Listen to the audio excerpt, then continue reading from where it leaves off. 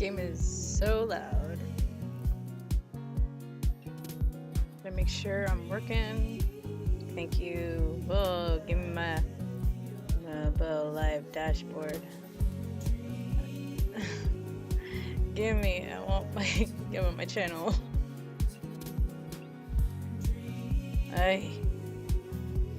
Thank you. Let's go to me.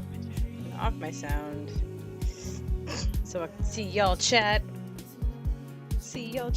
Oh my god, my computer is so warm right now. Oh shit. Hold on. Let's close something. Bye. I was echoing for a minute. Because I had my Twitch channel open on my browser. And I can't really turn off my sound there. Well, I could. But I have it on mobile, so I'm all good. You guys can come on now whenever.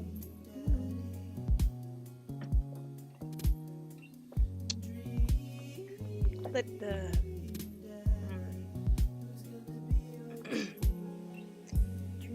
this song is so fucking crazy because it's catchy as fuck.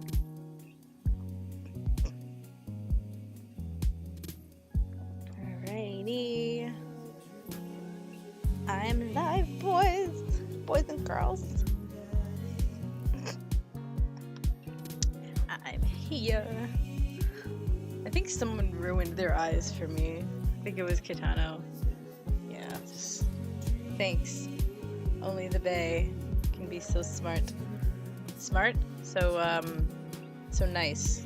Only the Bay can be so nice. Oh, something happened on Facebook. By the way, that sake Kit Kat was actually good. It was pretty good.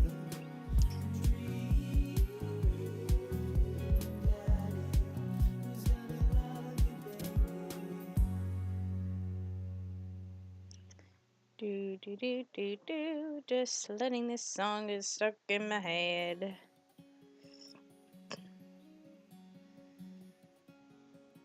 I'm just waiting for viewers now. Like, I don't want to start without anyone here. Who's here? Chat if you're here. Give me a bit. Give me a sign.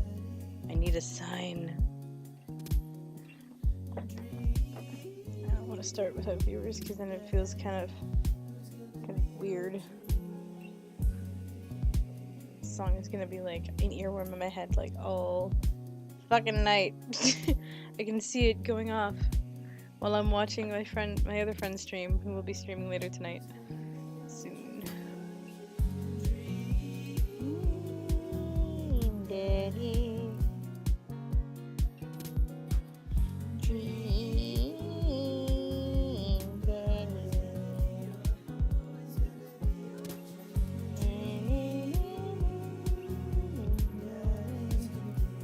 Where's that tweet at? Oh, home with a profile. Do.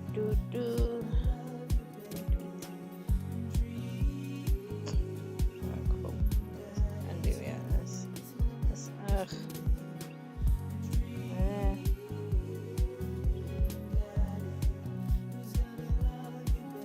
Live.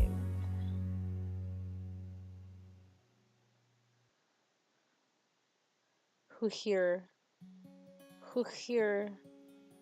Yo, we got one viewer. We got one. I know that Karen is awaiting stuff. Alright, I got one viewer. Let's start. Alright, where did I leave off? I saved at some point. I might accept it. What did I... Robert date. Oh, those are all autosaves. I remember she got accepted, I think. Oh yeah, and we did the... Okay. 12:40 a.m. Yeah, that sounds about right. Can't wait for them burps. Oh, only for you guys. You've got dads. Well, of course I have to go here first. I hate this. I wanna...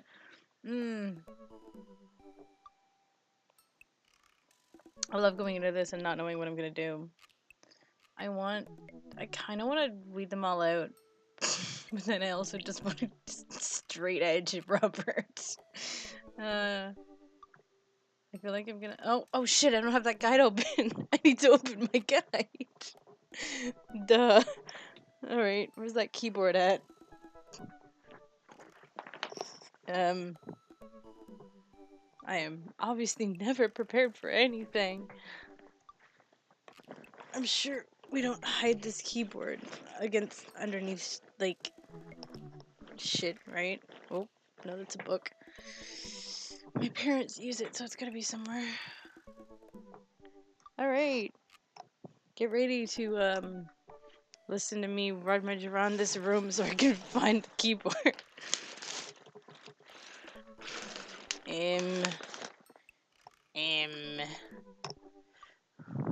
The fuck? It's wireless. Where'd it go? Where does it go, guys? Is it downstairs? I swear to God. I swear to God. I love how this happens. It's live, guys. It's live. And then I don't know where anything is. Is it anything in this?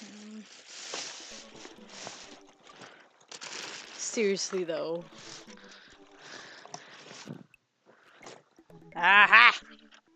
Bingo. Found it. And I'm gonna put my mouse in the other laptop. Good. Chrome.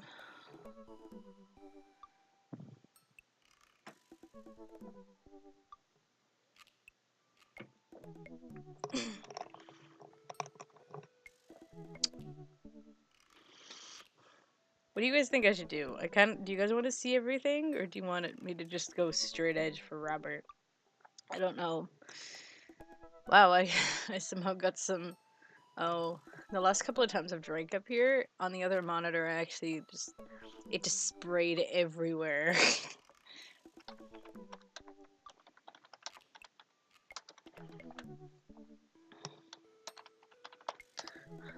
You can probably hear me typing. That's funny. I can't wait for burps. I hope you guys like this. Craig and Robert. What is that?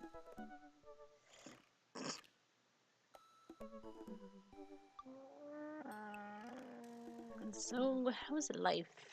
How's life been? How is everybody? Good.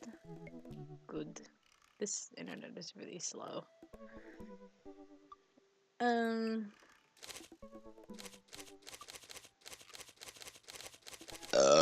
There it is. This is the first one.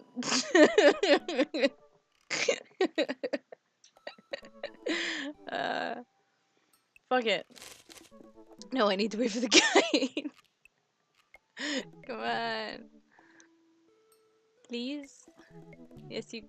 No. Saved copy. What? You saved copy? I didn't know Chrome could do that. Burp count to 1. I'm kind of getting hooked on Fate. Fate Go. Is it that Fate, like, virtual... No, I can't talk. I haven't even had that much alcohol. The visual novel. That's what that is. Network issues.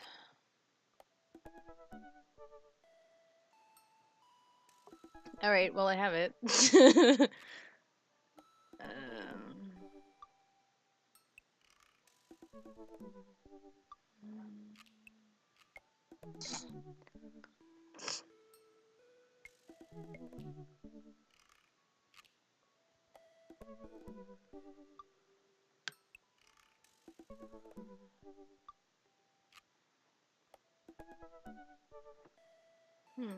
Second date. Hold on. What is this? What does it even mean to look at it?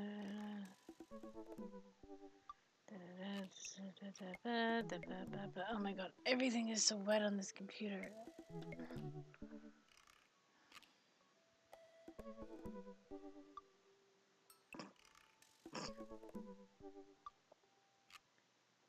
Alright, yeah, I'll go for everything else later. Grand Order. Oh, yeah, I've heard of that. It's just Robert again. Why not? Let's just keep doing... If it ain't broke, don't fix it. That's the whole point of this anyway. I'll go for everything. I'm sorry, I feel bad for these guys, because I could get to know them, but I mean, I'd rather set it up for their own roots. Always bring a war chest. This is taking a while. Okay. It's going. I want to close my door. I'm gonna close the door. Dude. Wow, it feels like I just threw something across the room. I had a lot of fun with Robert the last time we hung out, but I'm beginning to wonder if he's dodging me.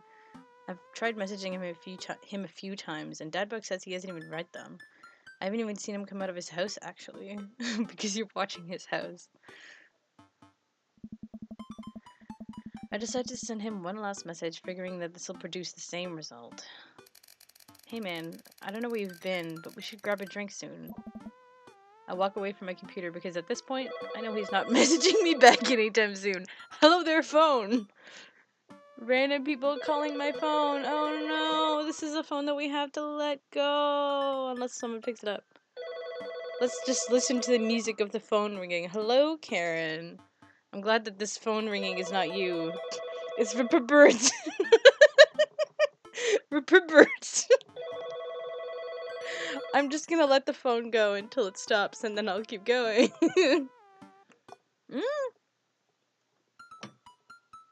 It stopped. Good.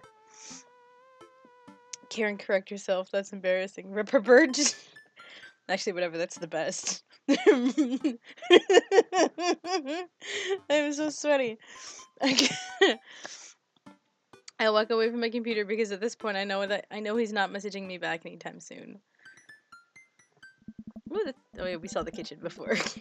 I linger in the kitchen. I'm all caught up on work. The house is relatively clean. Maybe I should do something nice for Amanda. I'd love to know what he does for a living, because you never find- I don't know if you find out what your daddy does. Dude, I'm crying. Yeah, girl. You did this to yourself. I'll bake her favorite pie. I root through the pantry and pull out all the ingredients. This is an old family recipe that I used to make with my grandmother when I was a kid. I lost the actual recipe card a long time ago, but I think I'll be able to remember how to bake it. I start mixing the ingredients together for the crust until they get a nice dough. I throw some cherries into a saucepan and mix the filling. Normally I don't like to multitask in the kitchen, but this cherry pie is a piece of cake. Pie? It's a piece of pie. I'm making a pie. ... Oh man, I can never remember what temperature you're supposed to set the oven at. I'm pretty sure it's 375, but I could be wrong. Who am I kidding? I'm never wrong when it comes to this pie. There's another one. I'm getting Ripper Bird tattooed on my ass. Nice puppy. My special twist on Grandma's recipe includes a secret ingredient that not even Amanda knows about. It really makes the cherries extra flavorful. I wonder what that is. God, why can't I remember what the secret ingredient is? Almond extract, salt, more cherries. But I don't think almonds would make cherries better. I feel like I need to look up another fucking guide just to be like, what makes good dad? Burp count 2. Oh my god. Guys, what do you think? More cherries or almonds? I want to say almond. But that wouldn't make the cherries pop. You just gotta have more cherries. I think. Give me the feedback. I'm gonna wait for things to get to the stream because there is a bit of lag in life. Don't pop cherries, ho. I kinda wanna put more cherries in. Ay, ay, ay. Fuck it. More cherries. Oh, that's not the right mouse. More cherries. Oh, it's more cherries. Duh. If this fucks up, I swear to God.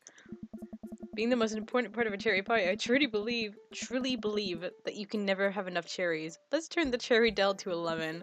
Oops, I accidentally poured a little too much in. Way too much in. I'm sure it's fine. Baking is an art, and some of the most beautiful art is made from mistakes. I finally get the pie in the oven. Karen, guys. How long am I supposed to leave it in there? 50 minutes? Just wing it. It's not 50 minutes, sweetie. Actually, yeah. You do not 50, I'd say 45. At work, we put like the pies in for like 45 minutes, but then we keep adding time. So I mean, I'd say 50 minutes is a bit. 50 minutes is a bit close. Definitely good. Amanda's going to be so excited. That kid loves a good pie. I have a seat at the kitchen table and we're do word jumbles until Amanda comes home. I can hear the door slam open. Yo, pops, what smells like pie in here? It's pie, sweetie. Amanda darts over to the kitchen and looks inside. Yes. She should be going like, yes. I'm literally gonna call him Rupert now. Hey, it's not done. Be patient. Patient? What's your angle here? What? Pies are an objective-based confection. What do you do? What are you trying to get out of me? I've been leading a double life. Fine, you caught me. Let's be honest. I was hoping to buddy you up so that you would take me shopping later. Maybe buy me a new toaster? Classic role reversal. I respect that. I wait a few more minutes before taking the pie out of the oven. I set it on a rack to cool and guard it so Amanda doesn't dig into it before it's ready. Huh. What? Does it look... It does look kind of... Does it look kind of weird to you? Oh, that's just me taking artistic license on what cherry pie means to me emotionally. I'm just saying this because, you know, it seems like you might have baked this pie incorrectly. And you're currently, right now, trying to pass it off as a good thing. It's art, sweetie. It was art when you accidentally baked a whole uncracked egg into my 12th birthday cake. The center of my 12th birthday cake? Oh my god. Well, it was art when you tried to make was it art when you tried to make brownies and accidentally created chlorine gas? Oh my god. Rupert and Mary. Buddy, I can't wait to be the Mary to your Rupert. I can't wait to be the Rupert to your Mary. Well, that's a bit of an exaggeration. Was it art when you... Just eat the pie, Panda. I cut us a few slices and we sit down to eat. The cherry filling oozes out of the sides and the buttery crust... blah blah. Crust glistens. I watch as Amanda takes a bite. Oh no. Ugh, fuck. What's wrong? Is it not good? Amanda winces and fans her mouth. No, I just burned the heck out of the roof of my mouth. This pie is amazing. Sorry for doubting you. I breathe a sigh of relief and take a bite. She's right, the pie is pretty incredible, as it always is. I'm really proud of you for making a pie without burning the new house down. I got a few dad tricks up my dad's sleeve. Maybe fathers aren't as bumbling and stupid as the media makes us out to be. Maybe we as a society should have a little more respect for fathers as a whole. Dad, your sleeve is on fire! I run to this so I can put it out. Pride will be my undoing. Amanda and I clean up the kitchen and play a little more living room hoops before she retreats to her room to do homework. How the fuck did his sleeve catch on fire? When did that happen? How long has that been there? The questions of this game. I go back to my word jumble. Hey, this one spells cat. I hope I didn't fuck that up. I want to try and be a good dad. Burp number 3. Okay, you're gonna get a random text from me at like 4 a.m. and it's just gonna be Reverberate. I expect that. Expected. I'm gonna hold you I'm gonna fucking hold you to that now. The rest of the evening trickles by. We eat dinner. I help Amanda with one of her scholarship applications, and we both start getting ready for bed. I tried dad book. I still can't. I just I decided to check dad book one last time before I climb into bed. Still nothing from Robert. Huh. I hope he's okay. I turn out the lights and lie down. Watch the random message in the middle of the night. Hey, that's all we fucking get from you? Fred. Hey. Fred. Hey, Fred. Hey, I'm outside. Come outside. Ugh. What is that? I was just on the verge of falling asleep. I climb out of bed and try to identify the source of the dinging. My computer screen illuminates the dark room. Yes. Every drunk text from you I text you will send from now on will be pervert. Yes, just have that set and I'll get autocorrect. You up? Hey Fred, hey Fred. Hey, I'm outside. Come outside. I love that. I walk over to it, ready to turn it off, when I notice what's happening on screen. Don't make me honk. I will honk. Get out here. I look out my window and, sure enough, there's Robert leaning up against his pickup truck in my driveway. Ooh, oh, I just hit the mic. Ooh. I try to fan myself and I hit the mic. You want some fuck? just like, oh my god, it can't even go that way. That would be interesting, but no. Let's see how. One thing I'm disappointed with this is, with in this game is that in most dating sims they have different images because you always get stuff like this. So it'll be a whole art spread of like another scene that your character comes out to, right? And I know Asakawa Academy has this, and they're like the best things ever because when you achieve them, it's like the best part. But like, I kind of wish that this game had that, but I mean, I can't like it doesn't need it, but it's just something I've come accustomed to, so I guess I'm just too used to it. I will honk Rupert 2K17. Rupert and Small Honk. What's his full name? Uh, shit, he has a full name. It'll come up. I think it was there on the dad book, actually, but no one looked. I think it's Robert Small. Maybe. I opened my door to try and figure out what's going on. Hey. Hey? Oh. Wanna hang? I was kind of sleeping. That's no fun. Come hang out. He sounds so whiny. Come on. I would argue that sleeping is very fun, but I don't have to be anywhere in the morning. Might as well live a little. Sure. Cool. You plan on going out like that? I look down and realize that I am, in fact, not wearing pants. Of course he's not wearing pants.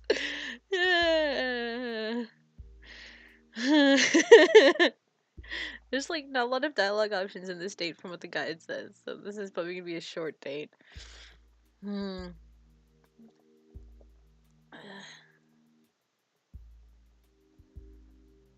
Okay. Small hunk is sleeping. Rip Fred. So much for that. Boy, I love when that happens.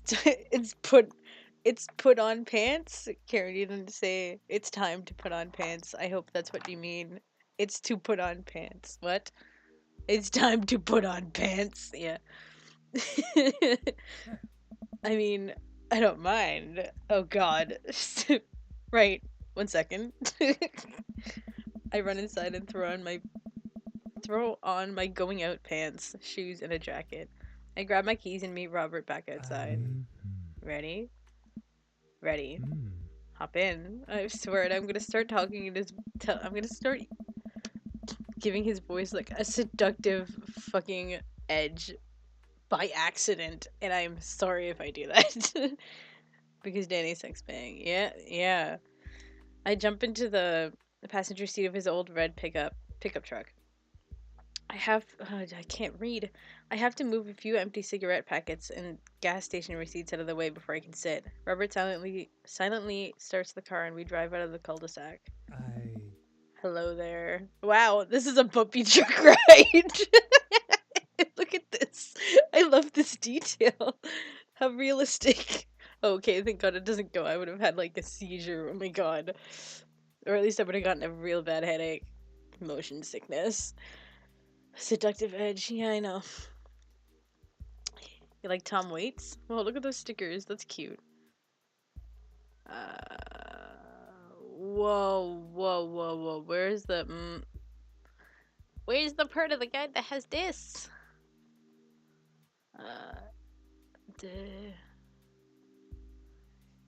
Thanks so much for bringing my honor. What's that, Rick? Say nothing. I'll be honest. Oh, there it is. Hoist that rag, baby. Hello, eggplants. There it is. I love. Before I can answer, Robert turns up the radio. Yep, that's Tom Waits, alright. He lights a cigarette and cracks the windows. We drive together in silence. So, where are we going? My roommate would shit.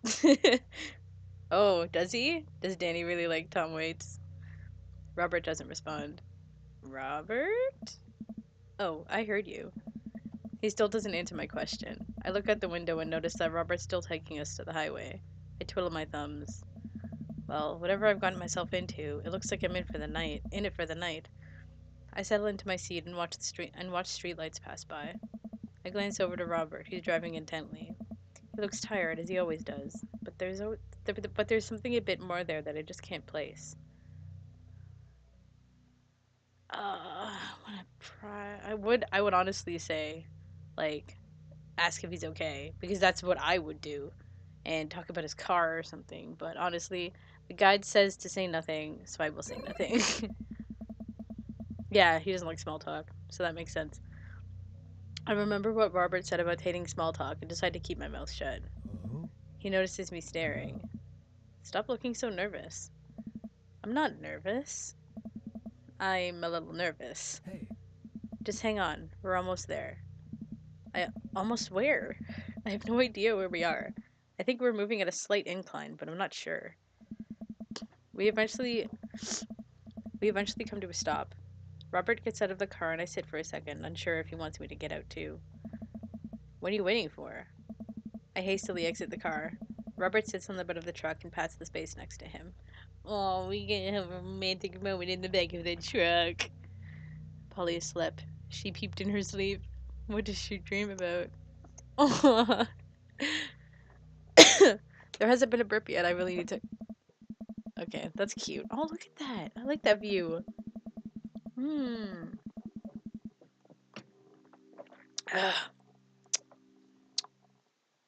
Okay.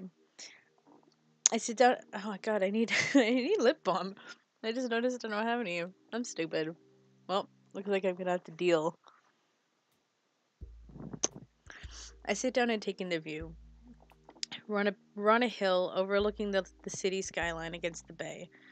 The cool night air rustles some trees near us as lights blink in the distance. Off to the side, I can see an entrance to a dense forest. Man, it's also gorgeous. I can't even read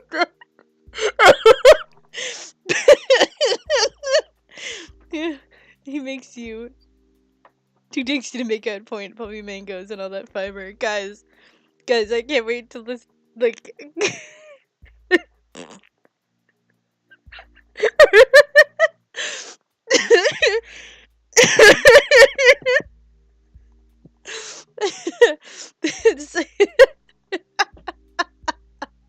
I can't do this. I need an actual fan. Picks up paychecks and fans them with them. Whew. Alright. This is where I come to masturbate. I'm more invested in the rubber now. Oh my god, me. Seduction. Safe.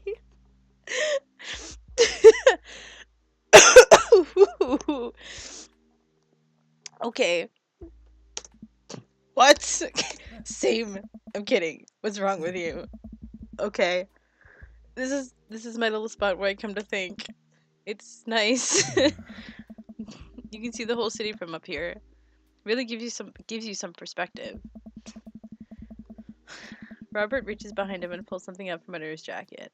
It glints in the moonlight, and I suddenly realize what it is. It's a fucking... How do you word? What is it? It's a thing. The thing that people drink out of, and they're small... Fuck, what are they called? But we are literally Robert and Mary. We are Rupert. It's gonna bug me. Whatever, it's gonna come up. Oh shit, that's a fucking knife. I didn't think it was a knife. I thought it was A thing. A tiny thing that you drink out of that's like portable. It's not gonna come to me until someone brings it. Flasks. Thank you. Thank you, Amir. Flask. It's a flask. I thought it was a flask. Of course it's a knife. Oh shit, that's a knife. Oh. Please don't stab me. Robert reaches into its pocket and pulls out a piece of wood. He's gonna whittle. Okay. Please don't stab me with that either.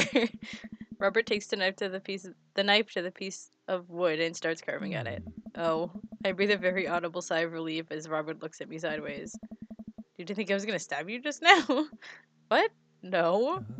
I hate to break it to you, but I did, in fact, bring you out here to harvest your organs. Dot dot dot. Play along. Yeah, well, you think you caught me in your trap, in your trap, but I knew. For years, I've been putting the most vile junk food in my body in preparation for this day. Come at me, friend, and reap what you will. 2 steps ahead of you at all times. That's how I operate. Nothing gets past you, huh? Robert reaches into his pocket and pulls out a folding knife that he opens and hands to me. I'm gonna warn you. The last guy I had a knife fight with lost 3 fingers because he didn't know the 8 basic rules of knife fighting. You're familiar, correct? I honestly can't tell when you're kidding. I'm so many levels of irony deep that I've forgotten what humor is. He and I laugh. Have you ever whittled before? Considering I'm not a grandpa, no. What do you mean by that? Well, I just thought that you would have a block of wood shipped to you along with your first social security check. Fred, I'll have you know that whittling is a time-honored tradition enjoyed by both young and old alike. That you're dismissing it before you've even tried it speaks volumes about your character. However, because I've gotten to know you for some time and have come to think of us as friends, I'm willing to attribute that ignorance instead of malice. What I'm trying to say is, go get that stick. Pulls out his wood. Oh jeez. 'Cause of Flask. I know, hun, I know. Hi, Mandy. Welcome to the party. Mini game. Oh fuck. It's a mini game? Karen, help. You haven't done this date, have you? Please. Oh fuck. I'm not looking forward to this. I am kind of terrified. Just give me a second.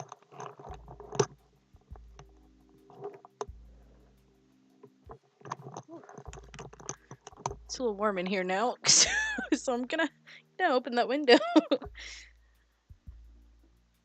Robert motions for a good-looking stick on the ground, perfect for potential whittling. I pick it up. The most important thing to remember while whittling is to cut with the grain, not against it. With the grain, not against it. If you cut against the grain, the wood is gonna splinter. Isn't the most important thing safety? ... No. Getting hurt comes with the territory. Look at my damn hands. I look at his damn hands. Yeah, you're on your own with... Fuck you, Karen. They're calloused and covered in little white scars. They are very nice hands. You can't make a stick omelet without breaking a few hand eggs. Okay, here we go. Knife that wood. Knife that wood. Ha. Oh, okay, I feel like I need an actual mouse for this. So I'm sacrificing...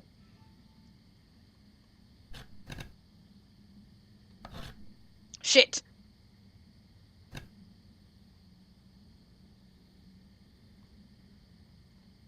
How does this work?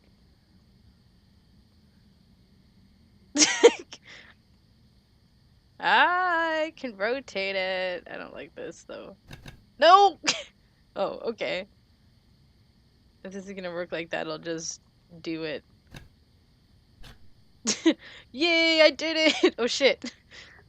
I gotta look at the stream to see what it is. My nose flying around like a fuck. I'm so horrible with this. Sharp stick, pencil, knitting needle. You're like, oh shit. I'm gonna say knitting needle. What does the dialogue say? It's a good start. What is it? Okay. Knitting needle. But only one. You made a useless knitting needle. Shut up. This is so hard.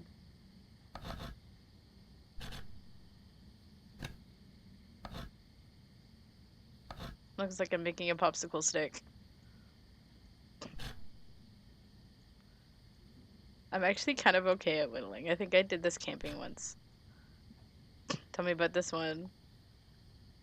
Tongue depressor flatworm popsicle stick.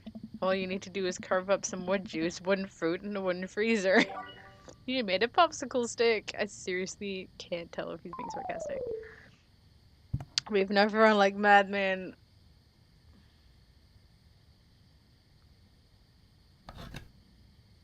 It doesn't let me start from the top. Oh, okay, now I'm making a toothpick. I guess it just, like, makes you... Yeah. What's the story here? Toothpick, bubble popper, something to make me look tougher. It's a toothpick. You realize that you could have just picked your teeth with the knife. The guy isn't saying anything about this, but... There we go. I'll start like this. Does it matter what I say about them? Like, I don't... I think that's burp number 4. Oh, what is this? Chicken nugget. Would you pour a plant? I don't know. And that's just fine. You made personal whittling progress.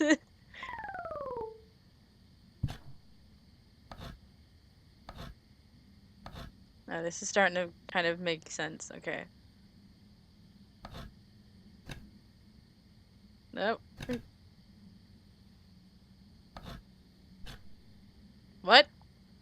That's supposed to be Louisiana. It's you. Oh my god. Why? That's 4. Am I doing this wrong?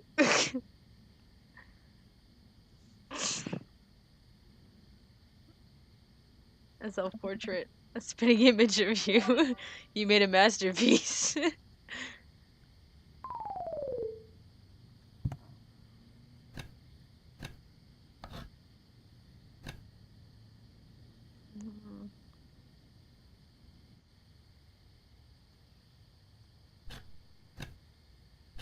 Looks like I'm making a chopstick now.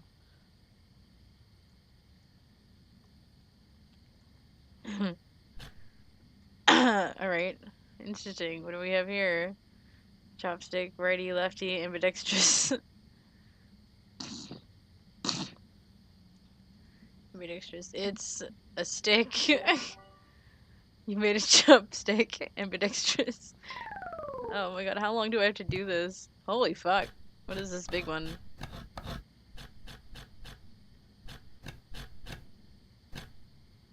Oh shit. It's a masterpiece. Duck, swan, new friend.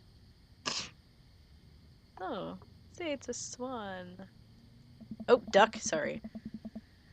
Maybe next you can carve up some wooden bread crusts to feed him. Cool oh, yeah, cool duck. You made a cool duck! I was gonna say swan, but whatever.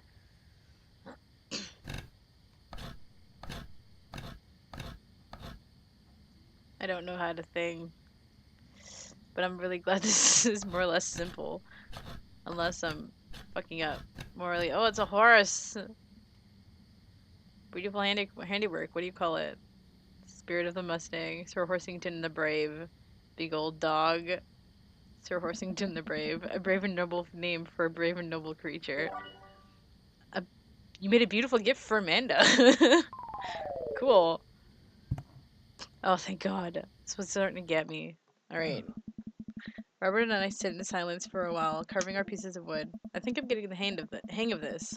It's actually kind of relaxing. Shit, sorry.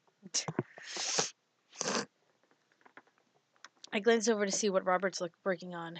He's carving a smaller wooden knife? Ah! While I'm distracted, the knife... Oh, shit. The knife slices into my thumb. Blood gushes all over my wooden carving.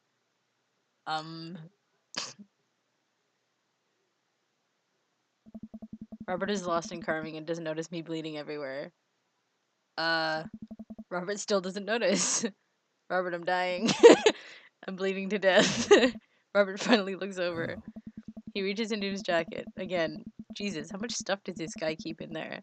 And pulls out a red bandana and he wraps it around my thumb. Hold tight. He hops off the truck and I can hear him rummaging around in his car. He comes back a moment later with a well-stocked first aid kit. Robert carefully wipes all the blood off my hand and swipes a bit of antiseptic under the cut. With surprising gentleness, he places a bit of gauze on the wound and wraps it all up. Wow. That sounds pretty pretty interesting. I like the way that's written. I'm trying to imagine that now. 'Cause imagination. Yeah. You okay? Yeah, I'm good. He hands me what's left of the tube of antiseptic. I don't know. Make sure to keep that cut clean. It's oddly touching and and a little sexy. I guess I'm a real whittler now. Oh. That you are. Be careful though. They're attracted to the smell of blood. Wait, what? What's attracted to the smell of blood? Cryptids. Tons of them out there, you know. Cryptids, like Mothman and stuff. Oh. Mothman is bullshit, but yeah, this town's a hotbed for cryptozoological occurrences. You're joking. Oh, how I wish I were. I'm a skeptic myself, or at least I thought I was. There were things in these woods that we can't possibly comprehend. I think about my entire time in this city, aside from the occasional stray coyote, and I don't think it's too bad. Oh. You ever hear of the Dover Ghost? I don't think so. Hey. Well, let me tell you a story. Hey. Oh, story time! Oh shit, my favorite thing about Robert. Okay, this is great. Okay, this is gonna be fucking great. Let's take a drink.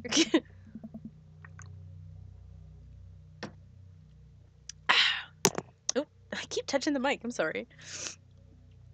I was out in the woods here on a weekend camping trip with Betsy. You don't know Betsy, but she's a big pup. Pit bull, real intimidating. I feel safe around her. First night goes without incident. I get some solitude, Betsy gets to pee wherever she wants, and all good stuff. Second day, I get the idea into my head that I can hike deeper into the woods, probably against my better judgment. But hey, we're just having a fun camping trip, right?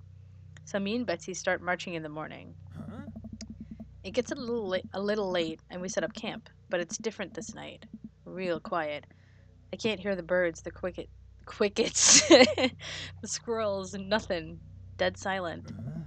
Then it happens. I hear the most unholy growl I've ever heard in my life, right outside my tent. Me and Betsy, we go to investigate. We look around the clearing. Nobody's there. Oh. But there's this feeling. Not sure if I can quite describe it. I know something, is watching us. Betsy, though, she's scared. I've never seen her like that. And when she's scared, I know that I should be too. And then I see it, in the distance. A man, but if something that didn't know what a man was supposed to look like made it. It looked just wrong. It just looked wrong. Big. Oh, Slender Man. Strawberry daiquiri. See, didn't she say strawberry? Betsy. Aw, Betsy's a sweet bean. Does everyone have a dog on the street? Okay. Arms too long for its body. Black eyes. It just stood there and stared at me. Then it disappears. I hear one yelp from Betsy and I turn around to check on her, but she's gone, into thin air. I didn't sleep at all in my tent that night, and I don't think I've slept right since. ... You're lying. That's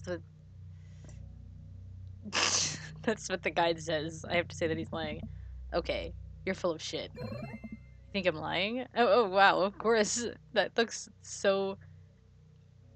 like a contradiction right there. Robert pulls out his wallet and shows me a picture of a beautiful pit bull. Tell that to Betsy. They say that if you listen closely on quiet nights. I love how I get eggplants and water and hearts from that when he's starting to get confrontational with me. Nights just like tonight, you can hear the howl of the Dover Ghost. ... howl resonates through the woods. It doesn't sound like a regular howl. It's so guttural. Even from far away, something about it makes my skin crawl. Okay, Robert. Real funny. I turn to look at Robert. He's white as a sheet. Holy fuck. You're messing with me, right? Huh? I was messing with you. Until up until literally just now. I totally made that camping story up. I strain my eyes to scan the forest line, trying to see where the howl originated from. Off in the distance, I see something. It's so far away. I barely make out a shape. It looks human, but it's dragging something. Um, do you see that? Oh, We should go. really? Robert and I slowly back away and get into the truck. He turns off his headlights and we make a slow crawl away back onto the road. I'm too scared to look back. All right, so I think I have context behind this. So I watched the cult ending that you can get. Maybe if you romance Joseph, I don't know. Yeah, I think so. I think it's if you get Joseph, but it's like a hidden thing in the game. It's hidden in the code. So like if you do this and that, then you eventually get it. It's very um not so polished. It might be more polished now. I think there's an update for it, but it was never really released, but it's in the game's code. So it's like an ending where where you find that Joseph is like a cult leader, and I forget what it is. It's like something about making the town a better place, or just being like just like those cults that have like a well-meaning thing, but they have a bad way of going through shit, of going about stuff. So like it was like a thing where like everything weird that happened in the town was Joseph, and like he killed all the wives and made all the dads dateable or something like that. I don't fucking remember what it is, but I can look it up at some point and then bring it back next time or something. But the cult ending is really homophobic. Okay. I think so. I don't remember. You got to watch the video of it, Karen. I don't remember fully what it is, but I know that he killed all the moms. I know that there's that. There's like a theory about that. And according to this date, there's like what you saw with Robert was Joseph or something, like pulling a body away or something. That's what it was. That's how they snuck it in, but it's a secret ending. So he's Joseph is secretly with the KKK. Eh. What was that? Whoa, whoa. The Dover Ghost, I guess. Oh, he's the Dover Ghost. That's the thing. Anytime you see a ghost, it's Joseph. I chuckle nervously. This time he doesn't seem like he's messing with me. Or maybe someone illegally dumping garbage on a wildlife preserve? Hmm. Yeah, that's the story we'll tell ourselves. Uh-huh. We sit in silence for a little while longer, the fear of whatever was slowly subsiding as we get closer to the city. I... Thanks for coming out. This was fun. It was also like really late at night, so I mean that's probably why they're freaked out.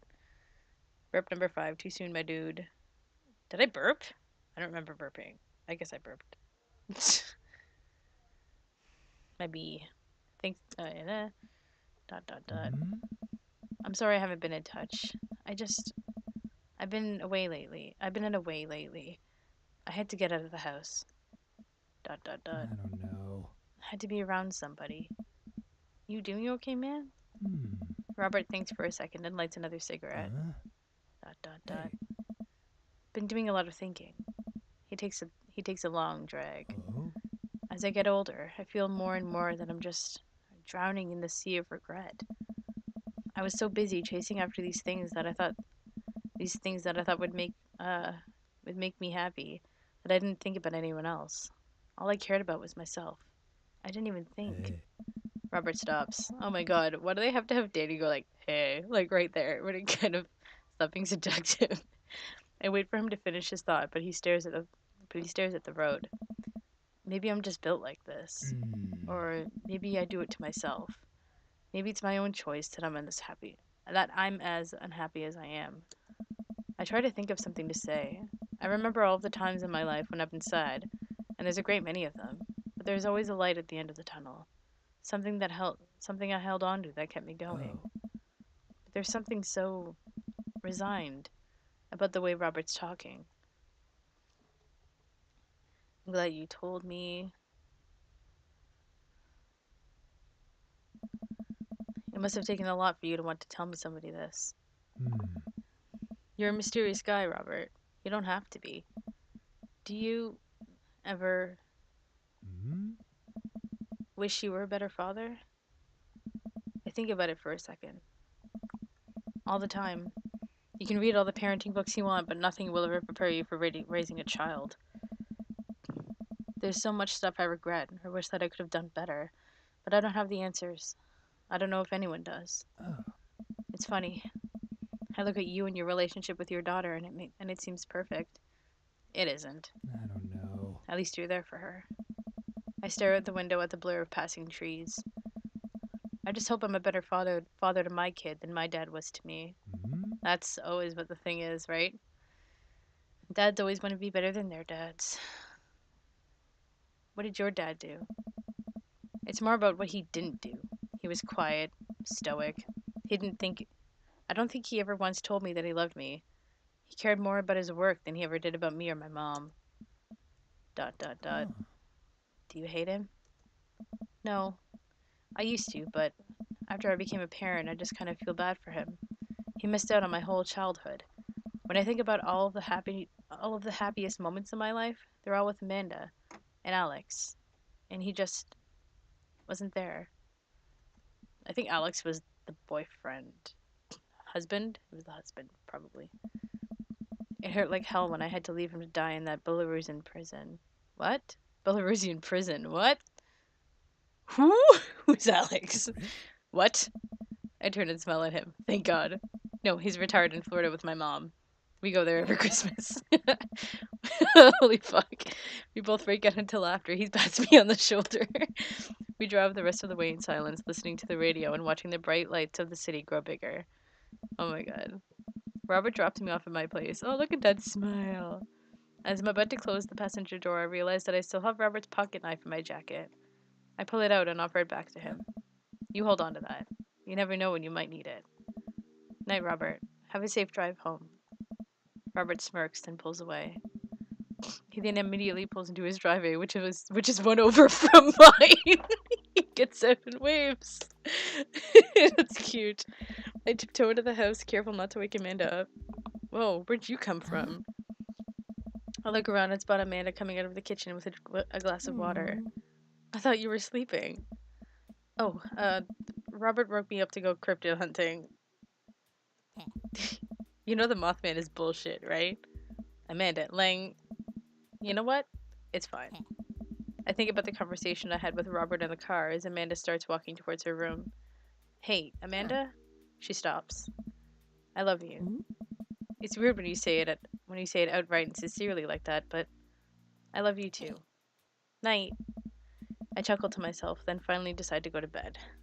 I feel like I should wear like breathable shirts when I do this stuff. I just get so warm. Alright, one date done. What? LOL, Freb. Date complete. Did it get poker buddy, paranoia, whiskey cryptids. So many points. Those answers are supposed to be get me an S. Yeah, I got an S. Kill it. Shit, I always miss that. Knife dead. Aw. Well, it's been a long day. I'm just about to pack it in. After a few bites of ice cream from the freezer, I turn off all the lights and walk down the hall to my room. Is he gonna message me again? I wonder if Amanda's still awake. That kid needs some sleep. As I pass her room, I can hear a faint sound, but I can't quite make out what it is. I get a little closer. Is she crying? I knock gently on the door. Hey, Amanda? The crying immediately stops. Not right now. Her voice sounds strained. She sniffles. Oh no. I need to make sure she's okay. I open the door. Oh, honey.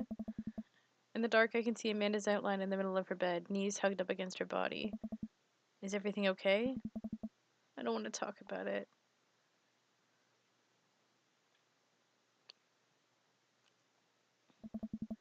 Did something happen? No, nothing happened. Go away. I don't know what I should do. I wanna, guys, I wanna help her, but I don't wanna probe too much. But then I don't wanna not be there. Guys, help. Help. Help me, please. I wanna. Help. Amanda crying breaks my heart. I know, right? Oh my god. I'm gonna see if Google fucking works on this other laptop. Yes.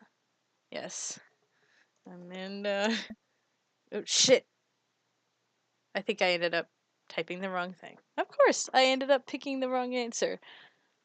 She's gonna yell at me because I'm a dumbass. Get out! Okay, okay. I quickly leave her room and shut the door behind me. Once the door closes, I can hear her crying again. Wow. What has her so upset? She seemed fine earlier. She's usually so open with me. Did I do something wrong? Is she mad at me? I guess if she wasn't before, she definitely is now. I can't even remember the last time she snapped at me like that. I have a hard time falling asleep. But when I finally do, I'm still thinking about Amanda. I feel like it's the better father thing to fucking...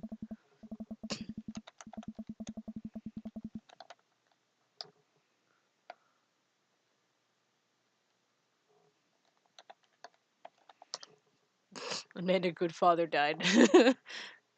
uh... Wow, is it that hard to get a bad ending? A lot of people are just like, I'm gonna get the bad ending. Wow, okay. After a long night of very little sleep, I roll out of bed and make myself a pot of coffee. Amanda should be up for school soon. Maybe she'll be willing to talk about whatever's bothering her. About 10 minutes before she's supposed to leave, Amanda comes out of her room and makes a beeline for the freezer. Morning, Amanda. Morning. She drops a frozen waffle into the toaster and slams the freezer door. She won't look at me. Yikes. Honestly, if this fucks up, like if this is like a fight, then I'll probably just go back and not bug her. So, anything big going on at school today? No. Okay. Do you need a ride to school? No. Want some coffee? Amanda pulls the toaster lever up and takes her still freezer burned waffle out before it's finished cooking. I have to go. Amanda picks her bag and storms out. Oh, okay. I haven't seen her act like this in a long time. It's usually short-lived, but it always hurts. Hopefully this blows over and things go back to normal soon. Wow. I am kind of the worst dad.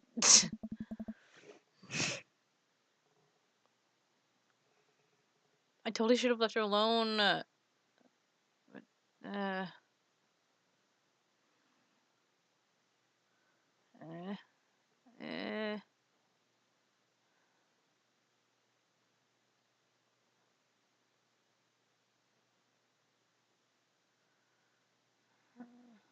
I know achievements world okay is dad. Bad Amanda ending, regardless of choices taken when talking to Amanda, no one has gotten anything. But Amanda's good ending has being apparently unattainable.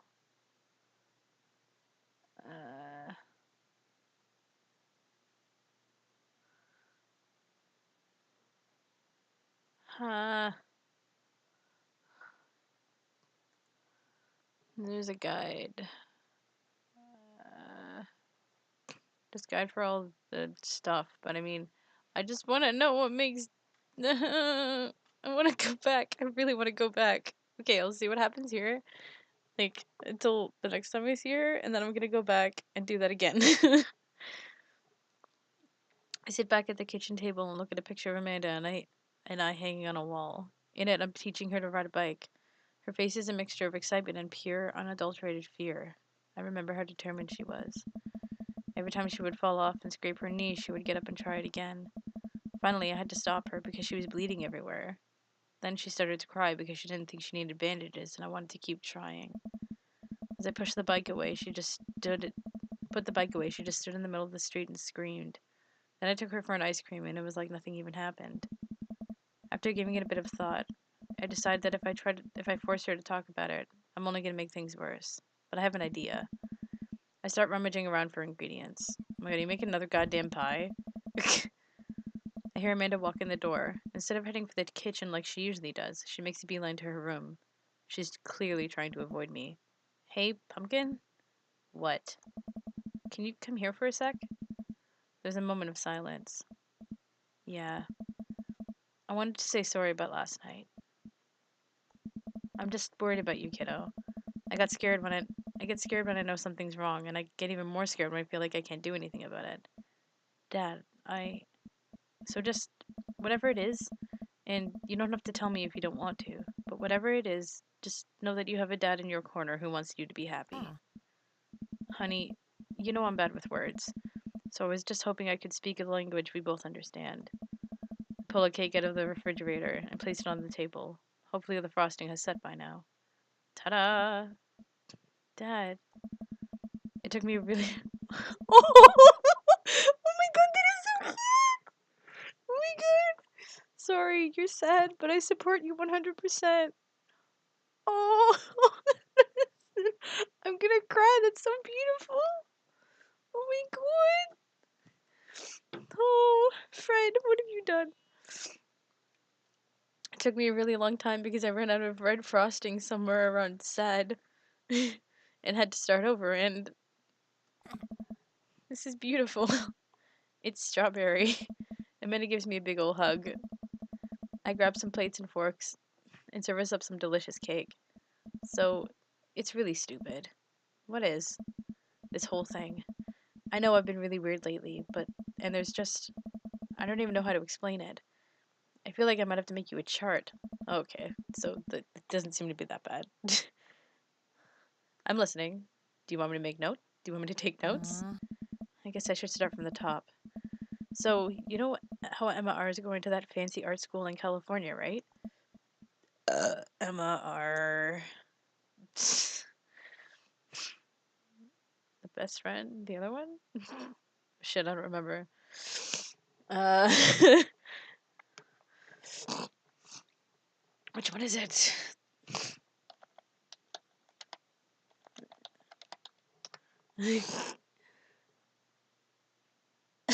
Okay. Emma R is Amanda's best friend. Okay. The best friend? You got it. Wow, proud of you. Anyways, ever since she got the acceptance letter, I've been feeling like she's drifting away, you know? And she's been spending a lot more time with Grace and Emma P. I just thought it was all in my head for a while. But then I found out from Rosie M that both of the Emmas, Grace and Noah, all went to a party at Mackenzie F's on the same night, and they all told me they were busy studying for the Calc AB final. Of course. Yikes.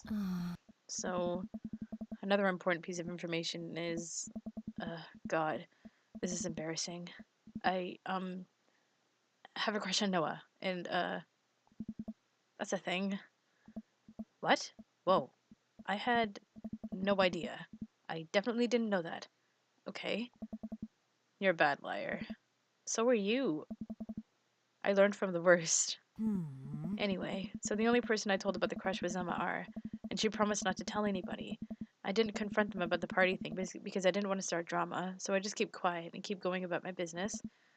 Amanda sighs. And then one day I invite everybody out to get nachos at the mall, and after not texting me back for like 2 hours, even though none of them ever put their phones down for more than 60 seconds, they all say they're busy, like, simultaneously. So I tell them, never mind, I'll just eat nachos at home, right? But we were out of chips, and I really, really wanted nachos. Totally understandable. So I go to the mall anyway. I get to the food court, and who do I see there but Grace, Emma P, Emma R, and Noah all hanging out together and eating nachos. Without me. What? It gets better. I'm standing by the escalators watching them, and I realize that Noah has his arm around Emma R, which is kind of weird, right? But then they kiss. No. Yes, I know. So I storm over there, and I'm like, hey. And Grace drops a nacho in her shirt because of course she does, and Emma R just like glares at me. Grace.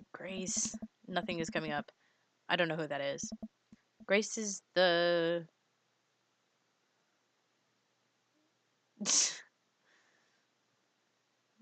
gossipy one? I know. Okay. Grace is the one nobody really likes. Or I guess that's me now. But anyway, nobody will say anything, and I'm just like, you guys suck. Which I realize is not the most eloquent thing to say, but I was very angry and really, oh shit. and really embarrassed and this and that. Let's see if I can catch it on the stream. Poor Amanda. Aw, Mir. I would have been your friend.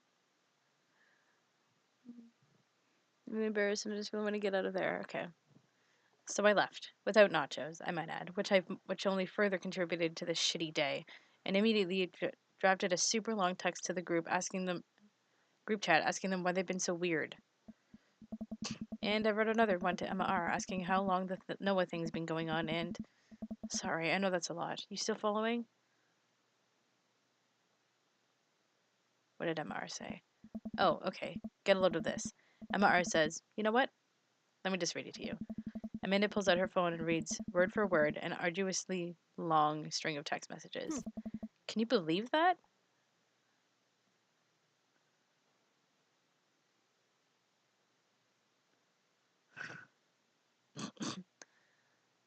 I cannot believe that.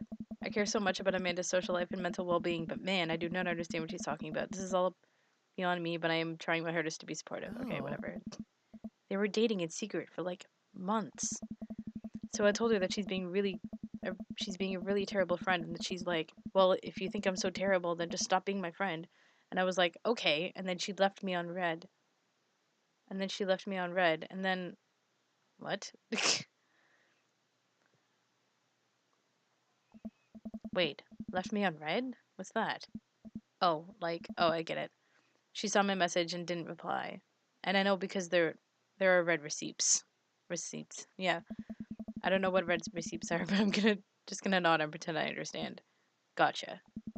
So while all this is happening, I'm talking to Emma P about how mad I am because she's at least kind of reasonable, and I'm venting to her about how pissed I am at everybody and stuff.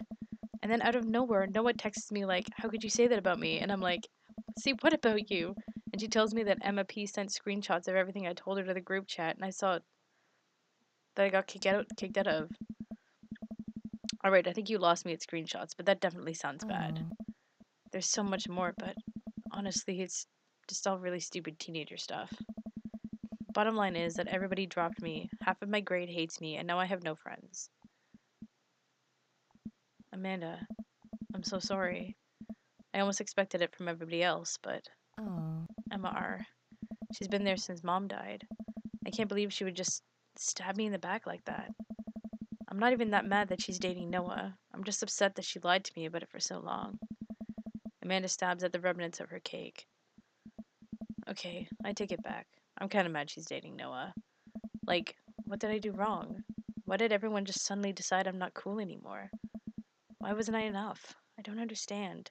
I feel this. I kind of feel this.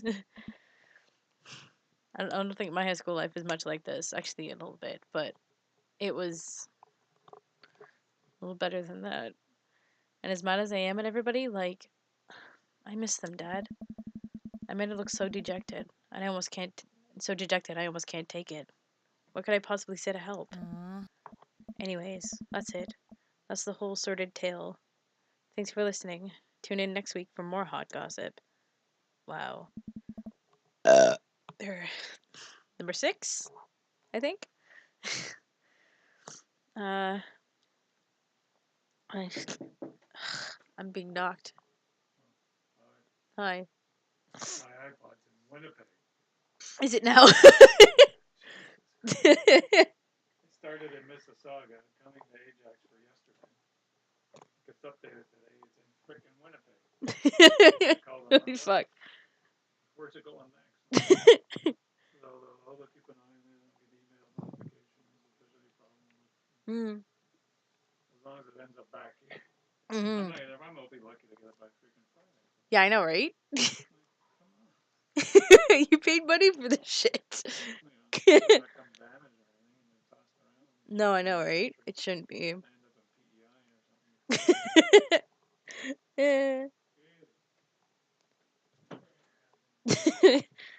So context, my dad has bought an iPod and it was supposed to come yesterday but apparently it's in Winnipeg, so that's context for that random conversation.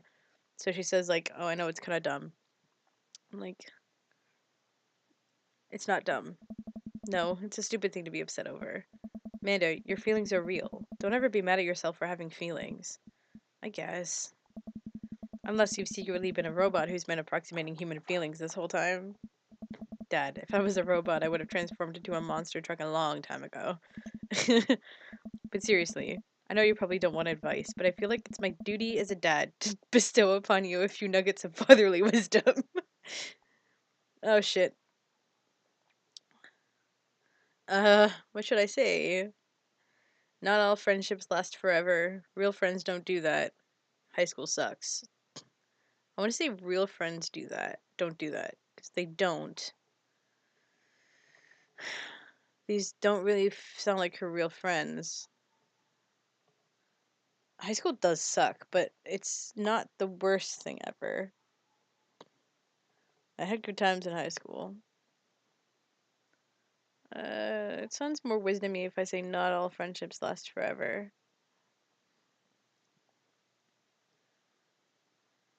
Yeah, real friends don't do that. When you get older, you start realizing that the sort of people you want to associate yourself with. Do you really want to surround yourself with people who do something like that to their friend? It takes a lot of work to find and maintain meaningful friendships. It took me a long time to figure that out myself, and I wish that I had learned it sooner. If the other person isn't putting the effort in to show you how much they care, it's not worth it. You're not beholden to being their friend. Ultimately, I think this says way more about their character than it does about yours, because you're amazing. And if they can't see that, well, that's their problem. Huh. I'll keep that in mind. I looked down at the table. Did we just eat that whole cake? Yes, we did just eat that whole cake. Oh, good talk. Amanda gets up to go to her room. Before she closes her door, she turns around. Hey, Pops? Yes? Thank you. You are always welcome. Love you, I love Amanda. you too, Dad. Oh, there was actual audio to that. Aw. I love it when they do that. I love you too, Dad. Aw. Welcome. You've got dads. Wow, let's see what shenanigans we can get up with Robert now. Yeah, his name is Robert Small. He's like the only one I'm hanging out with here. So much for making friends with the dads. Like, the end of this game is literally just gonna be, oh yeah, you know this and that about these dads? Yeah, sure. Oh wow, I'm almost 3 hearts. I'm almost sad to be finished this game.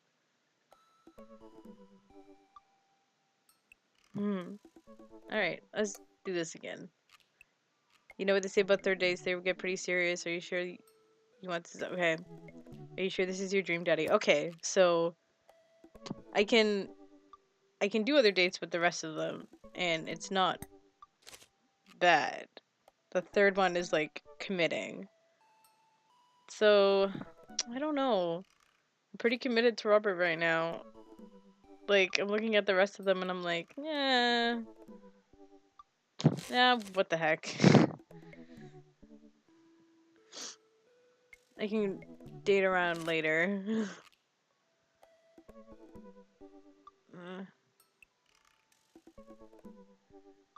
I don't know. Guys, what do you think? What do you think?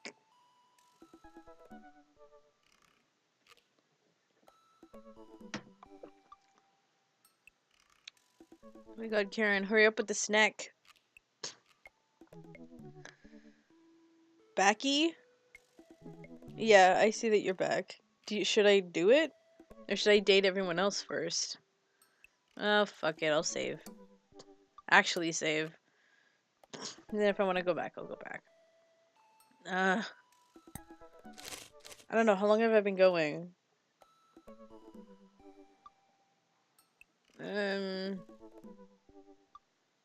I see you're back, Karen.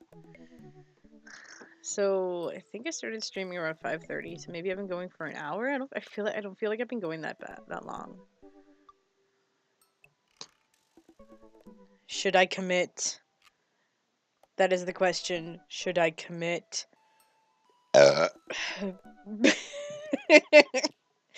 Burp. For I haven't gone on a date with anyone. I've only been on with Robert because he's the dad I want. But I don't burp. Yeah, you guys are getting a lot of this shit delayed. Then do when you fart. What do you mean? Like if I haven't dated someone else, Craig, do another one? Yeah, what? Let's go on first dates with them.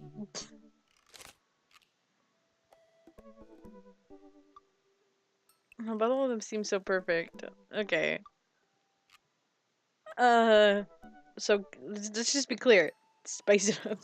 I am hardcore going for Robert. Okay? But I will do the third date once I do everyone else once. Only once. Okay? So this is how we're gonna do this. Let's message the friend. He'll actually message back. Let's take a break. Has saved for bird for last. It's never too early to invest in a personal IRA. I wonder what Craig's up to today. I navigate to Craig's Dadbook page and type out a message. Hey bro, or should I say neighbor? Let's catch up like old times. A couple of moments pass before I hear a ding on the computer. It's a message from Craig. That was quick. Hey, bro, my man, let's definitely hang soon. Might be a little different from our old weekend-long benders, but it'll be fun. It'll still be fun. I think for a moment. This could be a fun opportunity to see my old buddy in his new element. We exchange a couple more messages and he logs up to prep for the game. What game?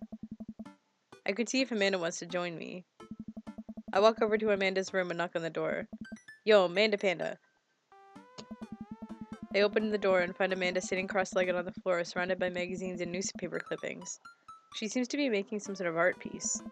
What you working on? Just a collage for class. We're supposed to make a piece that represents our goals for the future. I take a closer look at her collage. That's a lot of dogs. It's mostly dogs, yeah. Did you need something? Craig invited us to a softball game. Wanna go?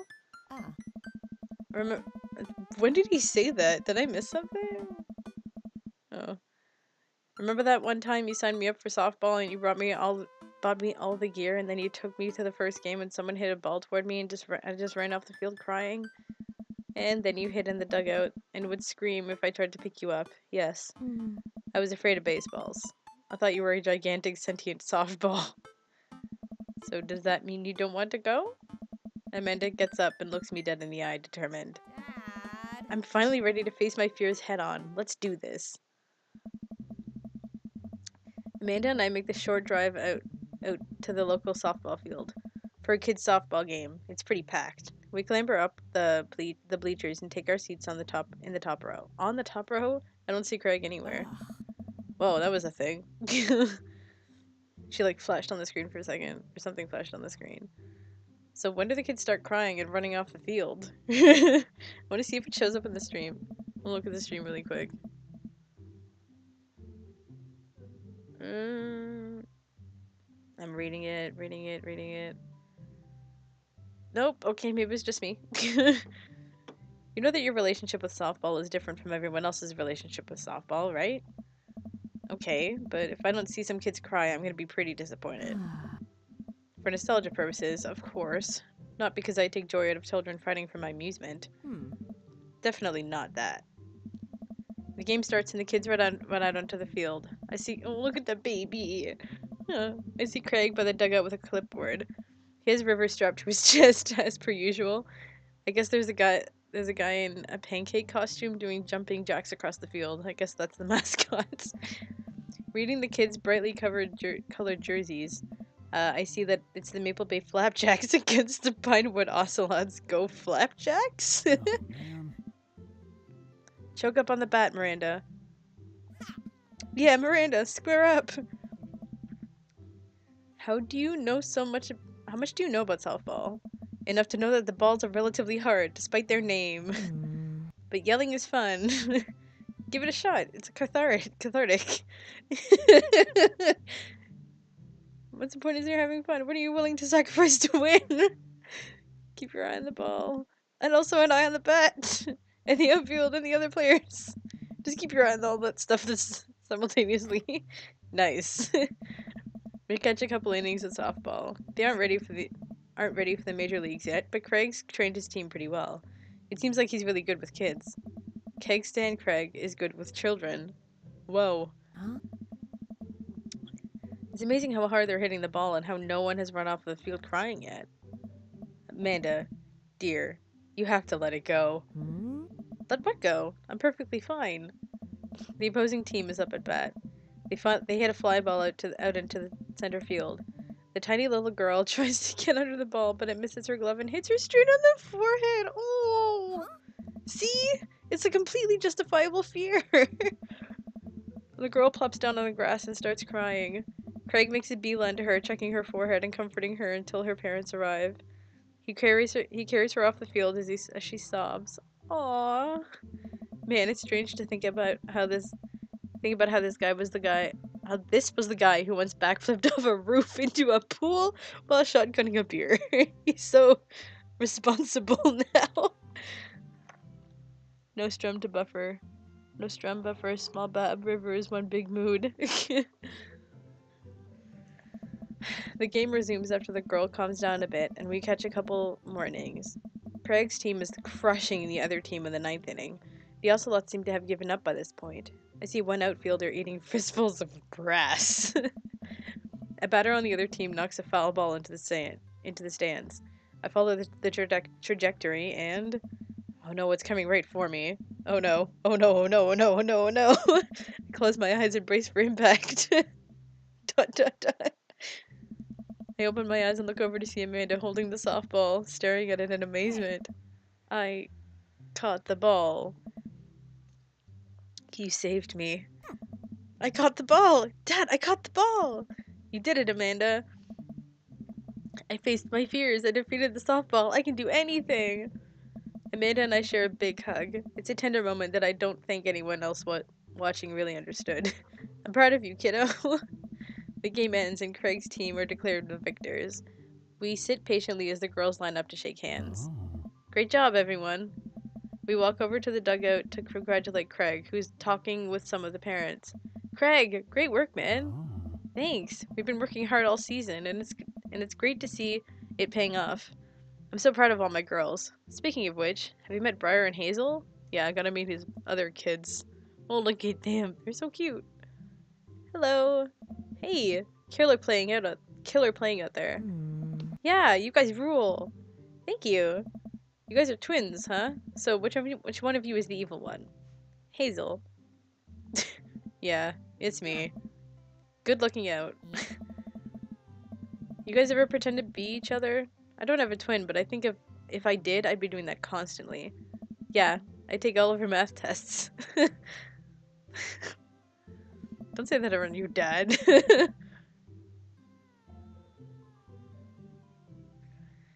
And I usually throw rocks at stuff, and when people get mad, I tell them I'm Briar. What? We will talk about this later. Fred, bro, I just got a couple more things to clean up, then we can hang. Sounds good. Just then, one of the moms jumps into the conversation. Oh, look at her, Hazel. Look at the little baby. River? Her name's River, right? Yeah. Look at her face. Not so fast. We have to celebrate our win, Craig. I'm taking the whole team to get pizza. Hi. Oh, I don't know if I can. Nonsense! The girls won! What sort of celebration could we have without our fearless leader? She lays her hand on his shoulder and gives him goo-goo eyes. Man, this mom is laying it on thick. Amanda and I share a look. Alright. Is it cool if my bro comes along? Look at her face. She's blowing a bubble. The mom looks slightly put out, but covers it up with a smile. Of course! Where are we going? Where are we going? Thirsty's Pizza? What? Oh, what? It's a real place. Look at River's face mood. An endless stream of girls clad in softball gear pile out of a minivan and into a local pizza buffet, which is actually called Thirsty's Pizza. Amanda and I trail behind them with Craig. Reminds me of all the awful pizza we put into our bodies back in the day. Remember how we used to just fold whole pies in half and then put taco fillings inside? Ew. Pizza co's. I could never forget. ... How did we survive college? Our bodies were younger back then, more elastic, more able to handle the toxic waste we put inside of us. Yes. Hello. Having for dinner. What? I can talk to you about that later. We're making dinner now. Oh, okay. We're making fry. You can do whatever. I have leftovers I can eat if need be. You said just have your leftover Yeah, I can do that. shit. Uh-huh. That's the sweet old fry. I can do this. It's not a lot of pasta. I don't know. What are you guys making? Meat with fries. Meat with fries and peas. Nah, okay, I don't know. I want to get that pasta out of the way so I'm not leaving it there. Yeah, I have it from yesterday with tuna. Yeah, okay. Thank you. Live streams, dude. Live TV. It's my pizza place. Of course it is, Amir. It's made just for you. I think I need Kleenex, but I don't have any in here. Alright. I really... Talking about foof, yeah. How funny. How they're in a pizza place and then Dad comes in talking about food. I wonder when Blanky's gonna come. Kitano hasn't come yet. It's been like the whole stream and the boyfriend hasn't even showed up. Yo. I'm streaming. I'm streeing?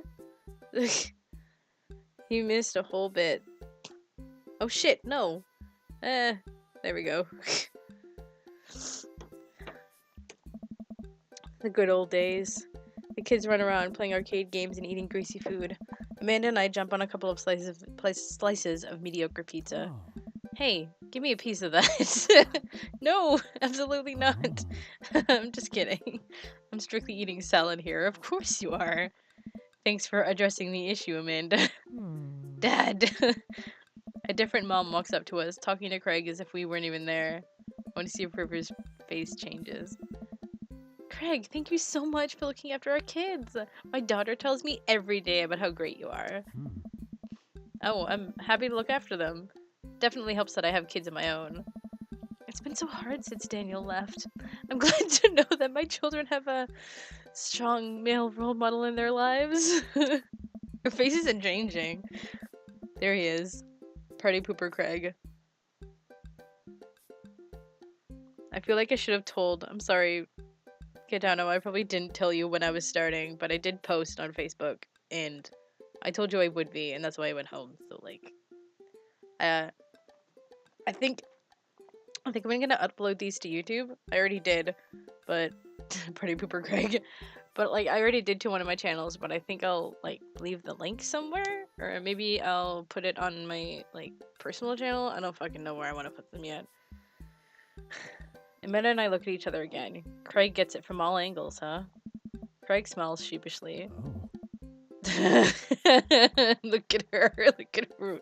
Look at River. Thank you so much, dude. Craig holds his fist up for a fist bump from the mom that I... And what? Craig holds his fist up for a fist bump from the mom in what I think is a maneuver to lighten the conversation. He looks super uncomfortable. I should throw him a bone here.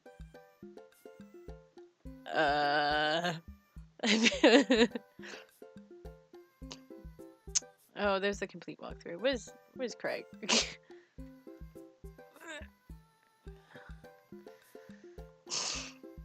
First date. If you're curious, oh, okay. In the order you ask him about stuff doesn't really matter, but you have to ask everything. If you're curious, ask an order, kids, softball, business. The right person will come alone eventually, I mean. Okay, this is different. But this isn't even a first date. This is just like thing. Tag team with Amanda. Tag team. I give Amanda another knowing look, and she hits me back with a nod. She understands. Amanda puts a hand to her stomach and looks at me with puppy dog eyes. Dad, I don't feel so good. I think I ate too much pizza. Oh no, sweetie, you're not gonna projectile vomit everywhere, are you? Yeah, I think I'm going to projectile vomit everywhere right now. The words projectile vomit and right now usually seem to get everyone to clear out, but Martha's not budging. Back it up, Martha. You're in the splash zone. I drank a lot of orange juice this morning and it's feeling pretty acidic. You'll be fine. Amanda shoots me a worried look. This con is going sideways. I should have known that a mom of all people would know the fake puke scam. Well, I guess it went away and I'm fine now and nothing's wrong. She turns her back to me, and to talk to Craig. So, I'm taking Hazel and Briar tonight for the sleepover? Yep, they're pretty excited about it. You'll keep them out of trouble, right? That did nothing. Oh, of course, but I could always help watching everyone, use help watching after everyone tonight if you're not doing anything. Wow, this lady's really going for the gold. Ha, it'll actually be nice to have a night to myself and River. But thanks for the invite. ... Martha, you might want to grab your child. She's stuffing pizza into a coin slot. Martha angrily turns her attention toward her daughter. Tiffany, not another arcade machine. I swear if I have to buy it. Martha storms off toward her kid. She seems nice. Yeah, the team is one big weird family. Takes all sorts, huh? Right? Tiffany, don't eat the tokens. Tiffany's a stellar hitter. Phew. I think I finally have the time to talk to Craig right now. Man, you're a busy guy, huh? Nice. Only on days like today, I hope. Dad! Oh. Hey, girls. Dad, can you help us beat our record on DDR with River? We told Ariana's dad that you could destroy him on the dance mat. Please help. Oh, man. Girls, you know I don't have my jukes anymore. But Dad... Craig looks at me like a hurt puppy. Oh. Sorry, dudes. Duty calls. I promise we'll catch up in a bit. It's all good, buddy. This is a bit awkward. Craig runs off with his daughters and I'm left alone with mine. Man, I was really hoping to hang out with Craig more today, but it seems like he's getting dragged in every direction. It definitely wasn't like this in college. I feel like we might be a third wheel here. There's worse places in arcade to be left to your own devices. Party booper Craig. River be like, not my daddy binge. Tag team with Amanda. I love the state resistance training. You're right. Want to drop some coin at pinball? You know it. Amanda and I pull up to a machine that's feeling pretty hot and get to work. I'm a little rusty, but the pinball wizard within me will never die. I pull out a decent score and then challenge Amanda to top mine. And immediately she gets multi-balled. Looks like she takes after her father.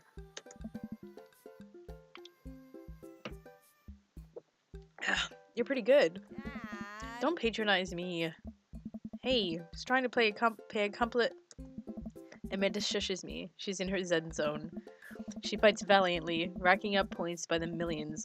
She's this close to being my score, but I feel honored just being able to watch. You're friends with Craig, right? Janet from earlier walks up. Janet from accounting. That just made me think of John Oliver for a second. Is it Janet? I don't remember. From earlier walks up and leans on the pinball machine. Yeah, we went to college together. Please don't lean on my thing. Huh, that's so interesting. Do you know if he's, like, available?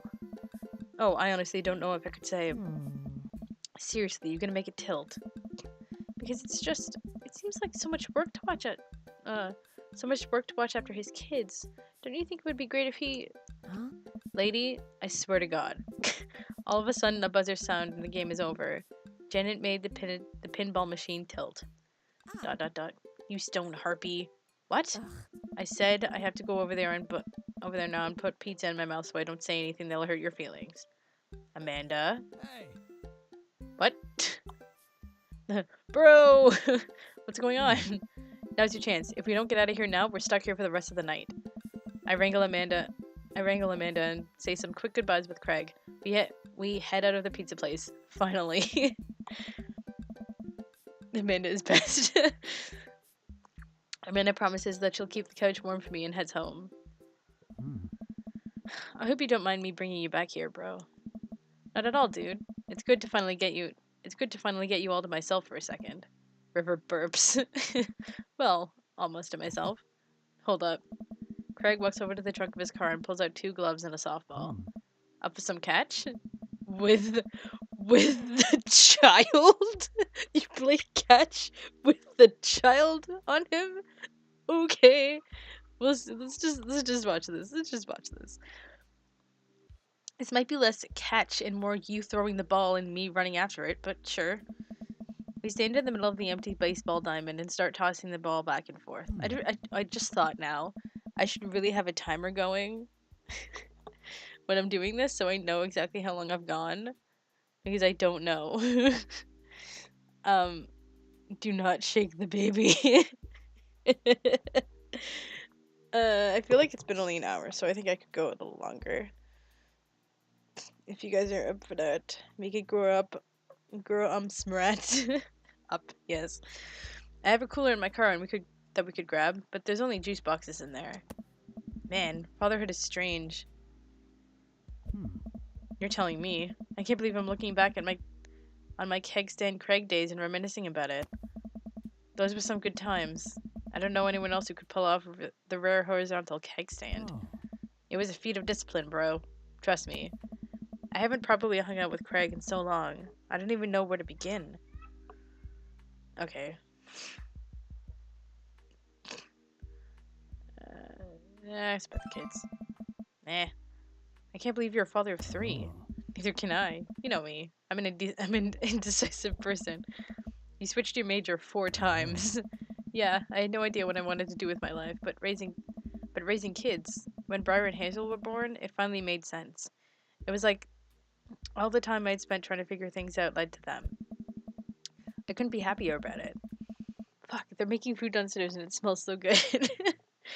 I don't think I've ever cared about anything as much as I care about them. I had the exact same feeling when Amanda was born. It was the best thing ever to happen to me. Like, this game is trying to sell kids to me somehow, but it's not gonna happen. It's probably not the intention, but that's just what I'm taking from it. I'm getting too defensive. It could be the only thing that ever happened to me, and I would still be proud of the life I lived. But with business. So you run a business now? Hey. Yep, we sell fitness gear, imports and exports mostly, but we're coming up with our own line of athleisure wear soon. Athleisure. I nod. I mostly use my sweatpants for watching TV and not, sweating. Sounds like you'd make a killing. Hmm. If you ever need athletic gear, I've got your back.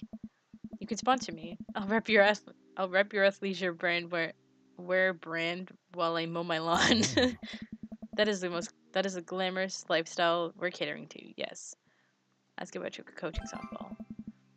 So was softball the life you wanted, or was it the life that was thrust upon you? Oh. Oh, you can hear. I just noticed that you can hear them, like catching the ball each time. That's cool. He's such a good dad. I cry. Dogs, get dogs, and burbs like me. Yeah, I'm gonna get. I feel like I want to get a dog, but I mean, like, I don't know. I've never had a dog before, so I don't know how I'd handle that. I'll admit that I was hesitant at first. Briar and Hazel had so much energy that we just had to get them into sports. But no one was there to run the team. The more I did, the more I saw how much it meant to all the girls. I'm worried there'll be a riot if I quit. Wow, I am so sweaty right now. I keep bringing that up. Yeah, I would also be afraid of a bunch of tiny children with metal Oh. bats. They're quick and they work as a team. I've trained them too well. They'd take you down like a pack of velociraptors on a T-Rex. ... Exactly. It's nice out here. Quiet. Must be good to get away from the softball moms for a bit, huh? Oh. Christ, Janet. Yeah, that was a lot. Are they always like that? Hmm. Actually, this wasn't nearly as bad. Yikes. I'm just so not interested. Well, what are you interested I in? don't know. Oh. Peace and quiet. That hot silence. Hot silence. Whoa. My ultimate sexual fantasy is sleeping in on a Saturday. Nice. But more seriously, I just can't get back into dating right now. I couldn't even if I wanted to. There's no time. Oh. And I feel so uncomfortable trying to introduce a stranger into my girls' lives. They've already been through so much. I can't put them through that. Hence, how that works. Let's play football, Mark. Catch. Ha ha ha. Oh, hi, Craig.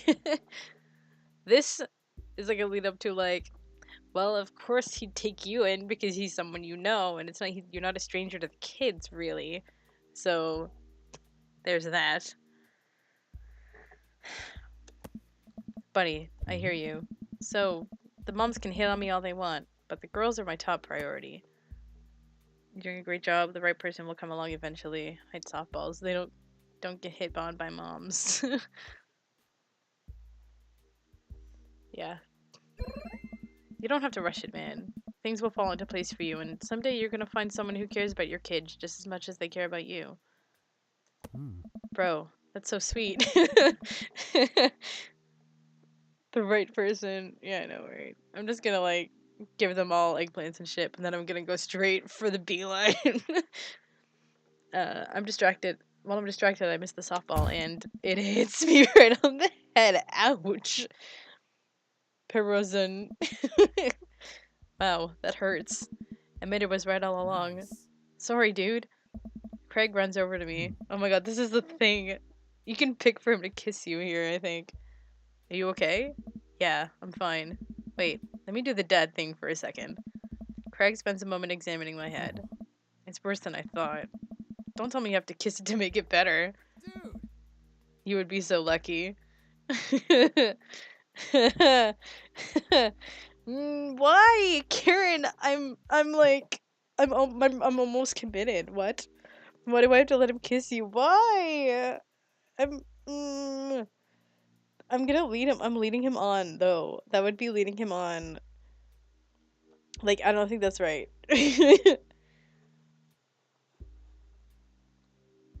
Why? Why should I do it? I need to. It doesn't. Oh, I know. Fine. I mean, I feel like I've earned it at this point. Waiting all day to hang out with you. Hmm. Well, oh, great.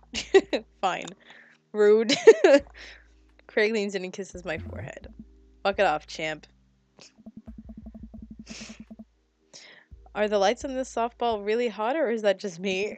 I get up and dust myself off. River yawns. Oh. Hey, little buddy. You must be getting tired, huh? Hmm. Hate to say it, but I should probably head out. Sorry things are so... You get older and life just kinda gets in the way, huh? We start walking back to the parking lot. Hey, remember that one house party we went to that got broken up by a helicopter? How could I forget? You and me hopped over a concrete wall to get away.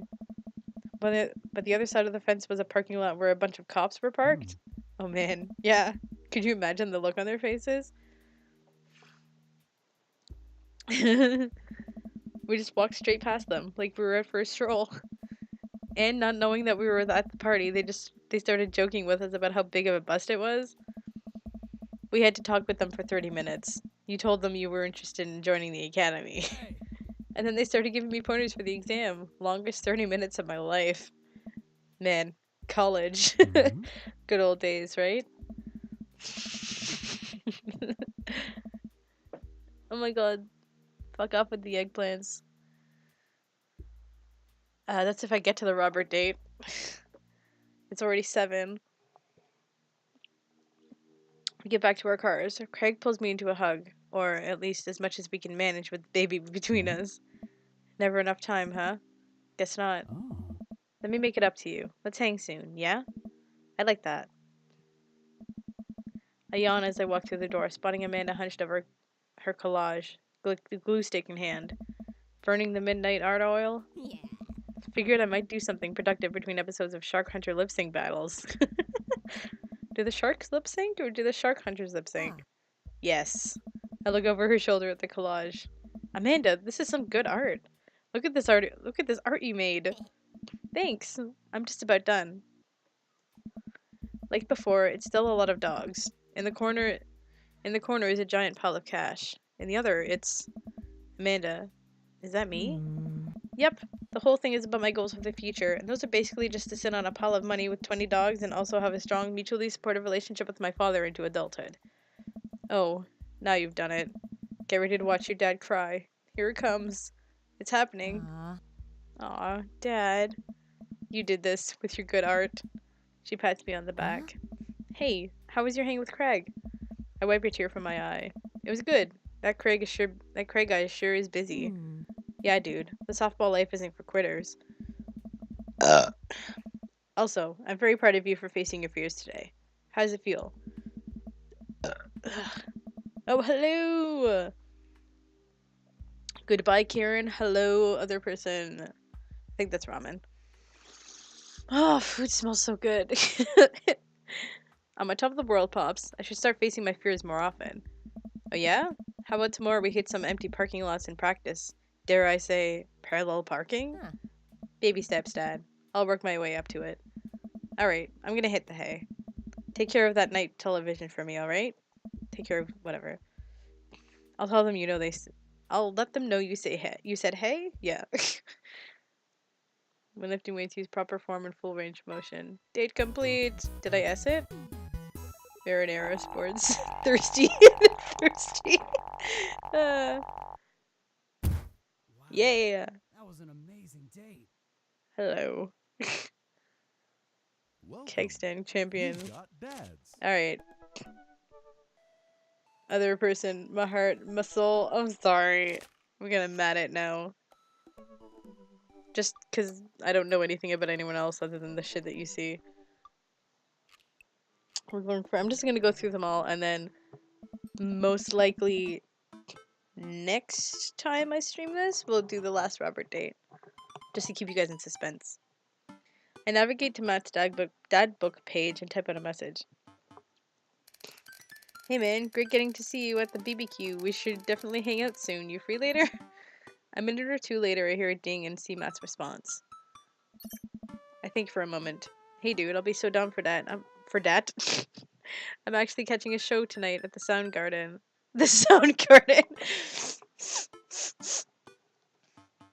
Wanna come out? I think for a moment.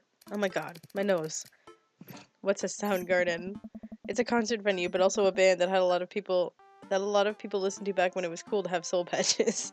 Oh man, I haven't been to a real concert since Amanda was born. Am I ready for this?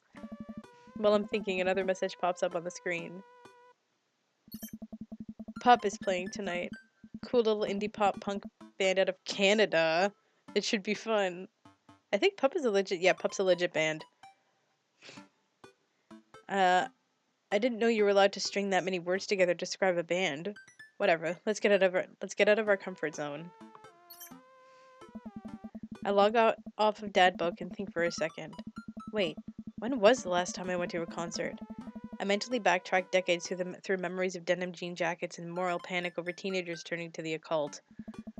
Oh god, I had a mullet back then. Oh god, I thought it was cool. Oh god, other people thought it was cool. I finally remember the strange 80s prog rock I used to listen to, and mentally envision all of the airbrushed vans in the parking lot. Man, how did anyone survive the 80s? Okay, so I haven't been to a concert in a long time. What do you even do at concerts now?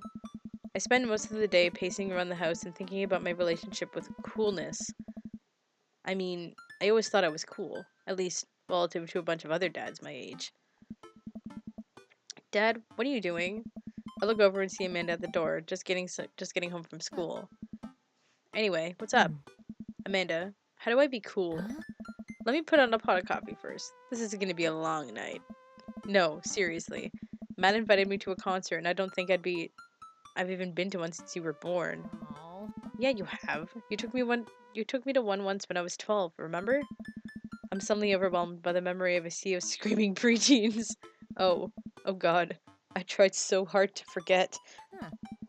The one where I had to camp out with you in line so that you could get a good spot, and then you cried and screamed the whole time? Dad, it was so much more than that, and I'm not even ashamed to say it. Oh, you're not ashamed? You seemed pretty ashamed when I found all those drawings you made of those dancing boys kissing in your trapper keeper. What? Yeah, well, I didn't even find the good stuff. You didn't even find the good stuff. Wow, Amanda, what do you do? Anyway, you should be all set for the concert if you remember that. If you remember that, just bring a big glittery sign and cry a lot. You'll fit right in. Well, it's at a smaller place, and I think Matt mentioned that they're a punk band? Like DIY gutter punk, thrash, straight edge? Come on, Dad, give me something to work with here. Are they post-punk? Proto-punk? C-punk? Jeremy punk? What's Jeremy punk? I made that one up to see if I could get away with it. They're not positive hardcore, are they? He said that they're Canadian punk. Oh, yeah, you'll be fine. Does the idea of Canadian punk seem contradictory to you? Hey! I don't see friendship and politeness as core tenets of the punk scene. Excuse me? I, as a Canadian, am offended. Well, punk is kind of a big genre that might not be as dangerous as you think. I think it is. It became so much more than just counterculture rebellion. What I'm trying to say is, just enjoy the music. That's it? I mean, yeah, it's not like you're gonna jump into the mosh pit or anything. Well, that's comforting. Oh my god, and if a strange dude in a Set Your Goals hoodie offers to buy you merch, don't accept it, and definitely don't go on 3 awful dates with him afterwards where he takes you to a nice restaurant and then forgets his wallet literally 3 times in a row. What? Never mind. Just have a blast tonight. I show up to the Coffee Spoon at 8 in what I hope is concert-appropriate attire. I see Matt out front locking the door to the shop. Hey, you made it. Ready for tonight? Oh, they don't have these guys in order. Okay. Yes, of course. I definitely know what I'm talking about. You better believe it, fellow live music lover. Grab those takes and let's mosh that new what? New short for venue? You know, where you go to see the dope certs? Are you just making this stuff up right now? Oh man, I gotta admit, I haven't been to a real concert since Pet Rocks were cool. I have no idea what I'm in for. Did your daughter make you take her to one of those hot... Oh, Jesus Christ. Okay, let's start this over again. Did your daughter ever make you take her to one of those boy band concerts where everybody holds signs and scream cries? Yeah. I got 2 lined up next month. I still can't get the glitter out of my car from the last one. Stay strong. But dude, I get to take you out to your first concert to get take you to your first concert in a long time? What the fuck even? Shut up. My reading is like the best part of these streams, guys. This is gonna be awesome. Just hang with me, Fred, and you'll be good. This scene is super supportive. It'll be a blast. Quick question. Shoot. What is scene? Matt lets out a tiny laugh. Sorry. It's just weird because scene can describe a music scene as it pertains to a community of people who like the same genre, but can also describe a genre of music no one wants to admit they were into. Matt looks off into the middle distance. He says nothing, but I can tell he's thinking, never again. That's confusing. You'll get it. The important thing tonight is that you enjoy yourself. Come on, let's head to the show. Ooh, a new set. I have a feeling that this... No? Okay, I don't know. I looked up like a facts thing for this video, and facts video for this game, and it was like 7 facts instead of 107 facts or something. And it said something about Pup being a real band, and I was like, oh, is this the music from them? I don't know. After waiting in a short line to get in, we finally find ourselves in a small venue with a stage at one end and a bar at the other. Yeah, that's how the Sound Academy is, I think. Most people here are closer to Amanda's age than mine. I suddenly feel very out of place. My waning youth is showing. I'm suddenly aware of my mortality. When were the good years of my life? Will Amanda still love me as we both grow older? Wait, is C-punk actually a genre? Matt, you made it!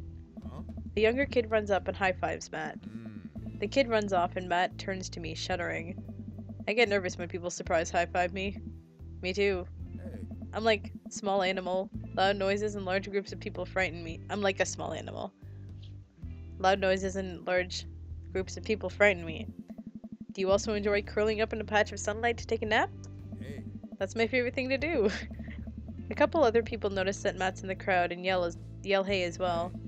Matt waves and hugs a couple of people. He seems really in his element here. Matt turns his attention back to me. I am so afraid of all these people. Oh. Let's go grab a beer. I love how beer has a capital B and father has a capital F. Like, Steampunk boy represent. Matt and I line up at the bar in the back where a couple of the older concert goers hang out. A couple more people notice Matt and tip their drinks at him. Seems like you're a popular guy out here. Yeah, I go to a lot of shows. This is a really cool spot. But it's times like these where I realize I can only be charming and funny for about 5 minutes before I run out of stuff to talk about. And then I become keenly aware of where my hands are, and there's no comfortable place in your mouth for your tongue to rest. Yeah, I felt that. ... God damn it, where do I put my tongue? See? Hey! Well, I've known you for more than 5 minutes, and I still think you're charming and funny. Just you wait. We grab our drinks. This scene seems really friendly. I don't know why people wouldn't want to admit that they listen to it. Let's check out the merch. Oh, hey there. Matt and I walk over to a small booth in a corner of the room, where a crusty-looking teenager guards a selection of shirts and records. He singles me out from across the room and hops up on his chair. Step on up! Get your merch here! I got t-shirts, I got tank tops, I got all the gifts and accoutrements a discerning concert goer of considerable taste might want. You! I gestured to myself, my face flushing red. Yes, you! You look like a fella who knows their music. How about a fine 12-inch long playing vinyl record made and distributed by Pup, Canada's premier pop-punk outfit? Punk rock outfit. Tally ho, sir. Please stop yelling at me. Oh, okay, so, either one of them work.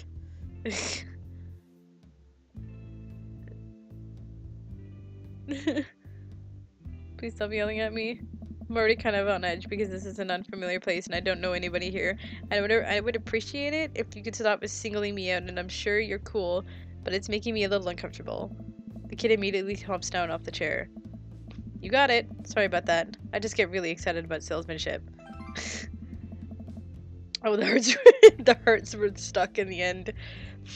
I can't relate, but I appreciate your enthusiasm nonetheless. What the fuck? Nice hair. Hey, Pablo. Your friend looked lost, so if you're gonna give him the old razzle-dazzle. How the hell are you, Matt? Hey. Day by day, man. Day by day, my man. They do that thing where they high-five but also turn it into a hug. Your mom doing better? She's still single. If you want to be my dad, I could make that connect. And have to deal with you every single day? Fair enough. Who's your bud? That's Fred. I thought I'd bring out a concert pal. Pablo leans closer to Matt. Is Fred cool? Matt eyes me. I eye him back. He cracks a smile. Yeah. Pablo brings me in for a bro hug. My dude! I'm not sure what to say, but give the courtesy 2 pats on the back. What? Yeah, 2 pats on the back is as customary in our society for people you don't know super well but still want to be friendly to. Pablo's a total card. Cade plays the hell out of a bass. Yeah, man. When are we starting our Witch House band? Hey. You know I'm out of the game. That's a shame. You know, Vacant Veil would have slayed. It'll slay once you start actually making music instead of just printing a bunch of band shirts. We got the sickest logo. While Matt and Pablo talk, I check out the merch. These shirts are really nice. Looks like the opener's coming on. Let's get a spot up close. Matt and I walk over to the stage where a crowd begins to form. The band walks on the stage and pick up a variety of strange instruments. Is that a harpsichord? The lead singer addresses the crowd. He has a mandolin slung behind his back. Wow. Hey, what's up, everybody? We're Jonathan Jones and the Speak Easy Choir. Oh, okay, no. Now I remember what's with Pup in this game. They actually have the band in the game. Like, they have drawings of them, and they come up at some point. I think that's really cool. Is that a human marina? What? Hey, oh, I already said that. My name's Daniel. Let's start the show. Oh no, these guys. What? Without without time to respond. Oh my god. The band starts playing the most cacophonous noise I've ever heard. What is this? Matt doesn't say anything. He just hands me earplugs. Thanks. I put the earplugs in, and whatever the hell's assaulting my ears gets a lot quieter.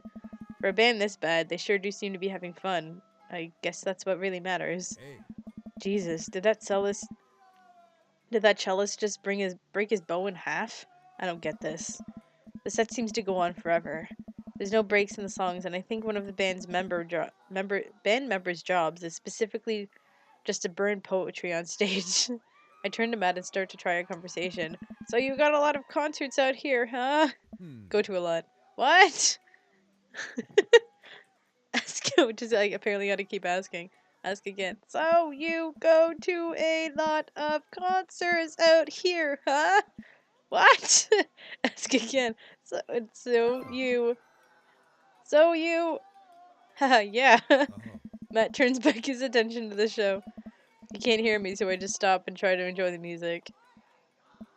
Okay, no, this is impossible. How long have they been playing the same song? 10 minutes? 20? A year?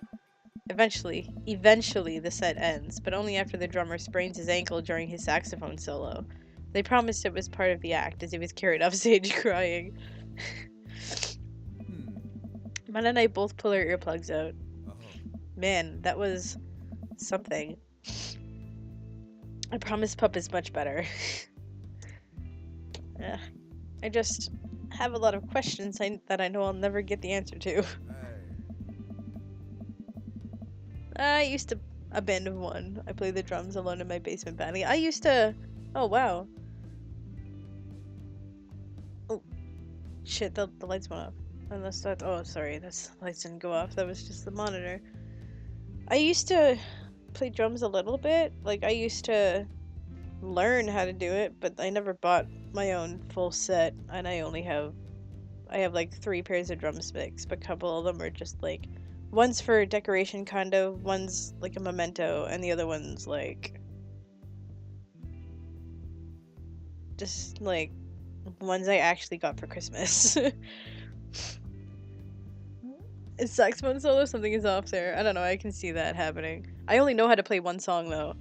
And like, every time I hear the song, I know that I could probably do it if I actually had my own set to do it again, but yeah, anyway. Oh yeah, he springs his ankle at every show. They were being real about that. Hey. ... Let's grab another beer. I take another drink.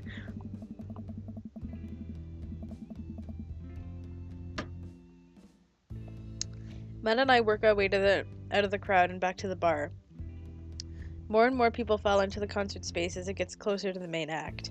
It's getting kind of crowded in here.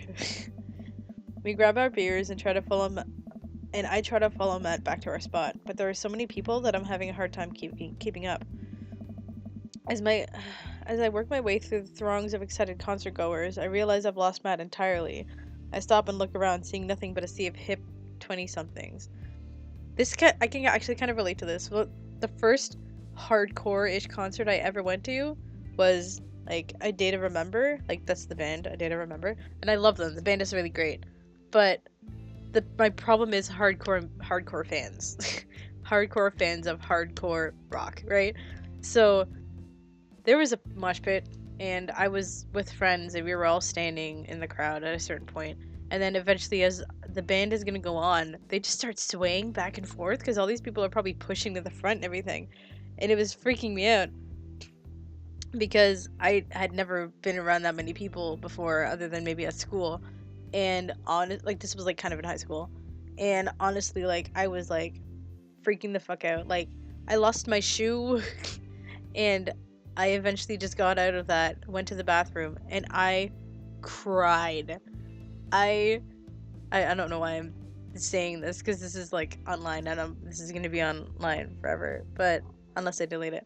But yeah, I cried really hard because I was like super scared. I was like terrified. Like I couldn't find my friends. I didn't know where anything was. I lost my shoe. I was freaking out. So I just decided, fuck it.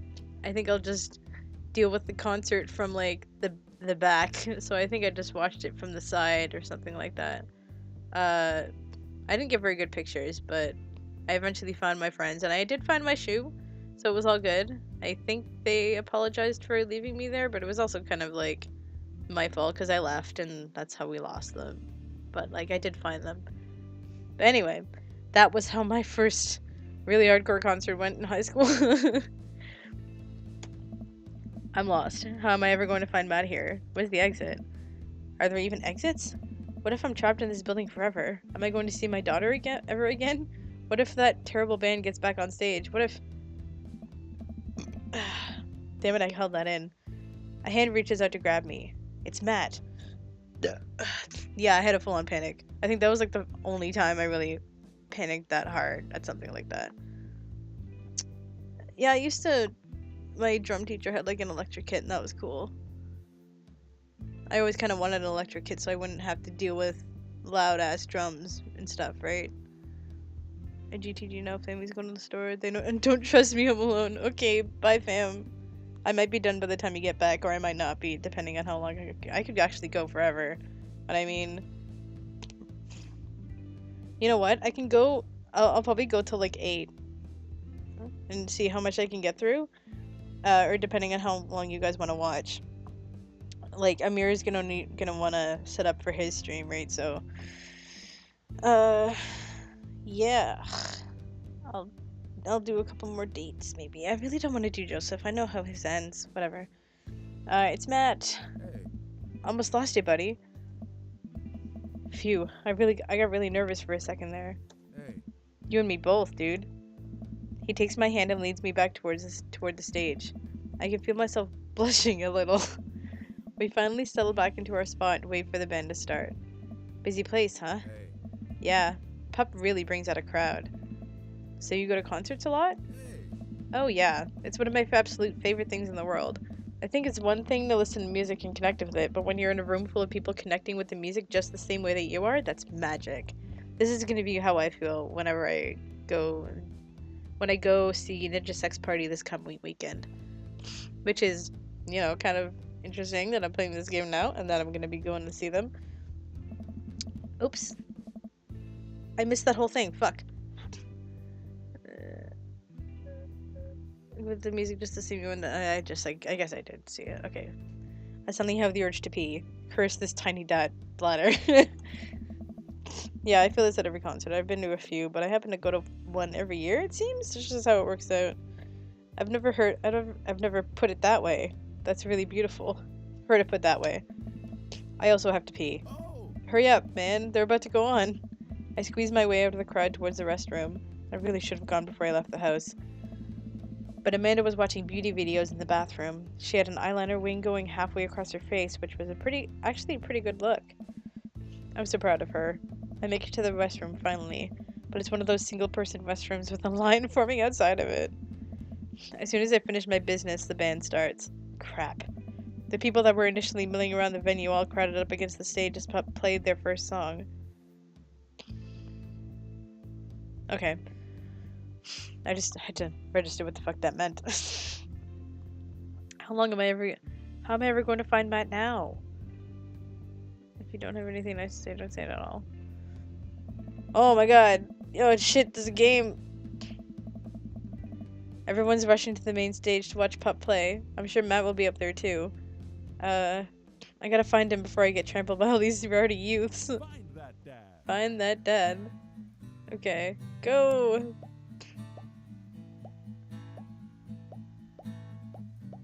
This is a whole... Shit. Move, move. Thank you. This is the part of the game where you should have been hearing a licensed tune. Oh. Worked really hard to lock it down for you. So this is the song that they're playing because you can't use the song. But their system So this is the unlicensed song that they use. This is pretty funny. This is streamer friendly. Where the fuck is Matt? It is better than risking content ID. Where is Matt? I'm dying.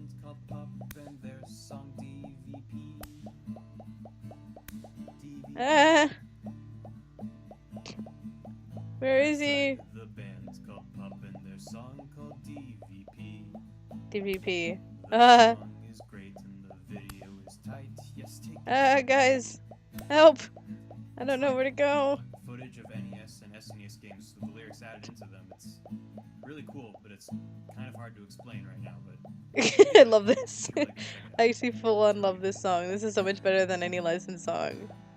I'll have to find Pup now. Where is he? Ouch. I guess I died. Where the fuck is Matt? You tried. What the fuck? I hate that game. 3D to the future. Is that the whole point, that it's impossible? After searching and searching, I realized it's impossible. You'll never be able to find Matt in... I'll never be able to find Matt in the sea of subculture. I guess I'll just camp out of here. I watched Pup set by my lonesome. I just want to listen to this song because it's like talking about content ID sucking. I can tell they're judging my clothes. Oh shit. What a mess. What a mess. What a mess. So we added the song that you're listening to right now. Don't you think it's better Okay. than I watched Pup set by my lonesome out next to a bunch of hip 20-somethings. I can tell they're judging my clothes, and I want so badly to grab them by the shoulders and explain the usefulness of my utility pockets, but try to focus on the concert. I try to focus on the concert. Man, I wish Matt were here. Oh jeez, that song was so distracting. It was so good, but it's so distracting. It's called DVP. That song's called DVP. That sounds like such a Canadian thing. The show finally ends and I wait for Matt outside. After a minute or two, Matt spots me. Dude, you sure are a sight for sore eyes. Sorry I lost you back there. Hey. It's all good. Wasn't it a great show? Totally. Would have been more fun with you though. Yeah, sounds great. Well, next time I guess we'll just have to hold hands the whole time so we don't lose each other, huh? I laugh. Am I blushing? You hungry? Starving. Follow me. Matt and I walk to a tiny little diner with a cute neon sign. We tear into some bacon and eggs in a corner booth. Oh. So there I am in the pit trying to explain to the face tattoo guy that I didn't mean to elbow him in the face tattoo, but he's already seeing red. Not from the tattoo, which coincidentally was red. He's lumbering toward me and there's nowhere to go. Hey. It's the end for me, right? Then, out of nowhere, I get this idea. I just lean back and spread my arms, and just like that, I'm crowd surfing away from him in slow motion. You should have seen the look on his face. Bought him a beer afterward, and we were cool. We still follow each other on social media. He has beautiful kids. Glad you guys worked it out. Oh. Yeah, man. Just goes to show that Punk's not dead. It just drives a minivan and has to hire a babysitter. So how did you get all these amazing see all these amazing concerts? Oh, I just tour in a band. I used to tour in a band. We were small, but it got us to travel all around the states. Whoa. Yeah, I mean, we were poor and we had to scrape a lot together just to survive, but I wouldn't trade those experiences for anything. Hey, dude. But yeah, that's how I knew a bunch of those people at the show. Music like this builds an amazing community, especially in a town like this. Just a lot of positive energy and good vibes. I got that feeling. Plenty of friendly people, especially that Pablo kid. Hey. Oh man, everybody loves Paulo. Pablo. Paulo? His mom's been raising him on her own, and you can tell that it's been tough on both of them. I know he looks up to me, so I try to help him out whenever I can. That's really nice of you. Thanks. Us single parents just really have to look out for each other. How is Carmencita? She says she wants to learn the drums. Oh boy. Hey. It'll be loud and I'll need to take a lot of aspirin, but I'll manage. Can't really blame her. I'm suddenly very grateful that all of my neighbor's hobbies are super quiet. Photography, collaging, whatever it is that she does on the internet. Thanks, Amanda. All of my daughter's hobbies. I said neighbors, didn't I? That all of my daughter's hobbies are super quiet. Yeah. I'm trying to be supportive of Carmencita's rebellious phase, but I guess that kind of defeats the purpose of it, doesn't it? Attractive sounds coming from me. I think it would be a cool daddy-daughter activity to find something to rebel against together. Like what? Oh shit, what is it?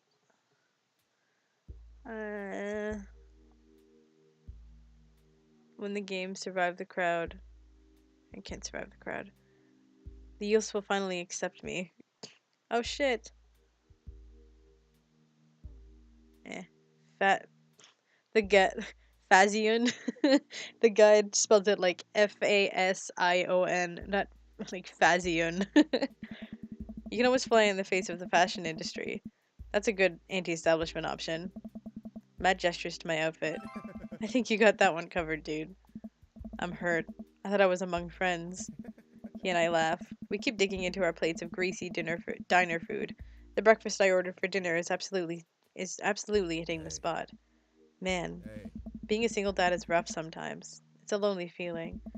I understand that all too well. I mean, at least we have the rest of the dads to talk to. Yeah, I don't know. I get really nervous sometimes, talking to people. Matt gets nervous talking to people, but he's so cool. Me too. I've never really considered myself an extrovert and never really considered myself an introvert. I'm just uncomfortable in every situation, always. Yeah, you're fine. You're actually really easy to talk to, you know that? I smile. Matt and I spend the rest of the night trading daughter stories. Turns out our kids are a lot alike. We finish up our late night dinners and head out. We walk back to the cul-de-sac, back to our respective houses. Tonight was a blast, man. Loved it, although I'm probably gonna feel it on my knees in the morning. You and me both. Oh, his smell is so cute. I, don't usually like going to these things alone. It was really cool to have you there with me. I'm glad. Alright, I'm calling it quits for the night. Stay cool, man. He called me cool. Matt called me cool. I walk into the house with my heart in my throat. Matt pops her head out from her room. Hey, Pops, how was the show? Matt thinks I'm cool. You don't say? Manda Panda, Matt thinks I'm cool. Blind leading the blind, huh? Wow, I just got dunked by my own child. Dunked on by my own child. Unbelievable. Alright, I'm hitting the hay, Pops. I'll see you in the pit. Night, kiddo. Hey, always bring a war chest. Date complete. Did I S it? I'm pretty sure I'm gonna S every date. Because I have these guides. Hey! Excuse... It's because I didn't survive the crowd. It was because I was talking the whole time and that song was distracting. Whatever. Fuck that game. You've got dads. Alright. Who next? Get dunked on. Yeah. Guys, give me an idea. Who do I want?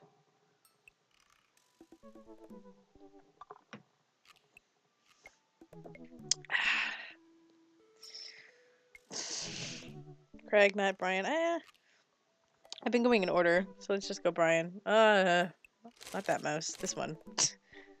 Hey, I'm Brian. I spend most of my days hanging out with my awesome daughter. I'm Brian Harding. Shit, what's Matt's last name? I forget. Stella. Oh, I knew. Stella. Joseph, Damien. Oh, Damien? Y'all want Damien? Alright. Let's do that. I'll do Brian next time. Let's see what the fuck this will do. This is interesting. We like barely met him last time. How do you do? Jesus Christ, this is so weird. Harding. Shut up. Alright, let's do this. Please remember to call us once in a while. This is gonna be the weirdest date. Damien seemed really interesting. A little odd, but interesting. I think I should hang out with him to get to know him a little better. I navigate Damien's dad book page and type out a message. 2, yeah. Hey dude, you seem cool. We should hang out sometime. I sit there a minute before I see that Damien's typing. But then he keeps typing. And typing. Man, is this guy writing a novel? I leave the computer to make some coffee. And he's still typing. I sip my coffee and my computer and the computer finally dings.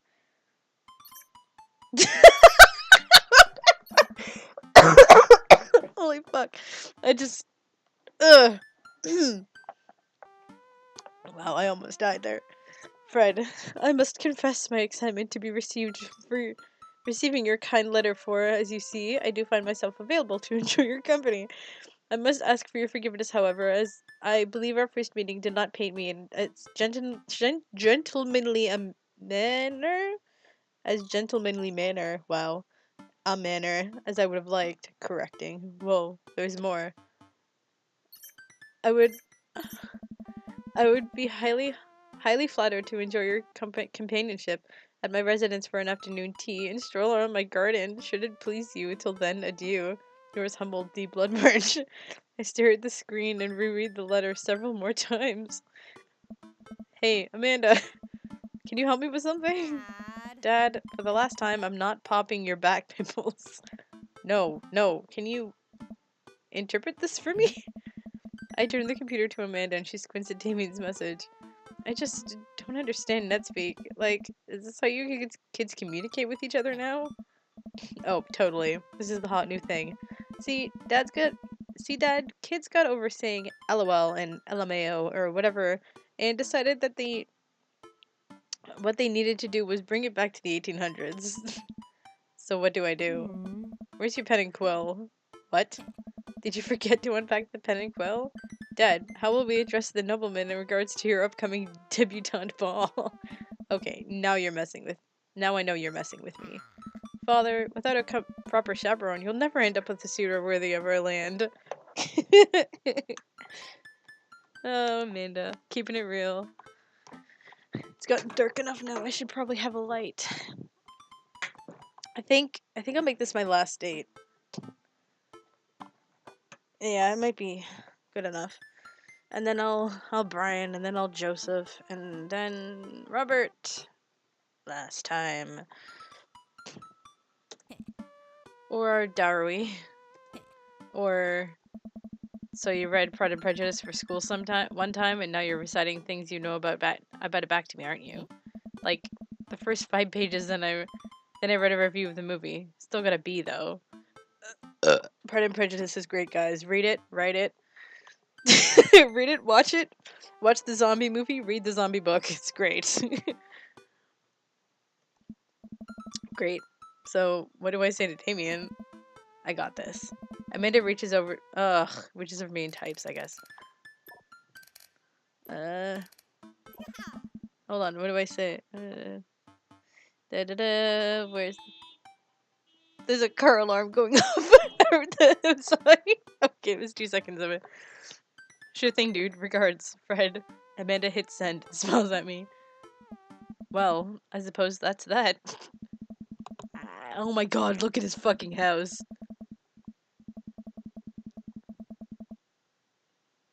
I make the short walk over to Amanda. Wow. Damien's house.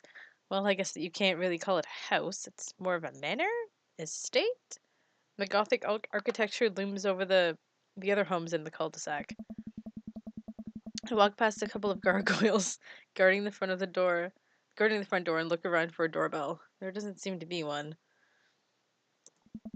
I pull the large, ornately curved bat's head door knocker back, and a hollow sound echoes throughout the house as I strike it against the door.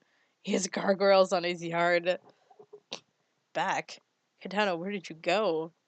Did you eat dinner or something? I wait several moments before the door slowly creaks open. Oh, headphones. Position. Okay. ... It's a little creepy, but I enter the home and take a few steps into the foyer, noting the oil portraits of who I assume are dead relatives hanging on the wall. Oh, he's got a nice house, though. As I'm admiring them, the front door slams shut behind me. Hello? Silence. An oil lamp in the corner flickers dimly, casting ominous shadows against the wall. Why do I feel like all the people in these paintings are staring right at me?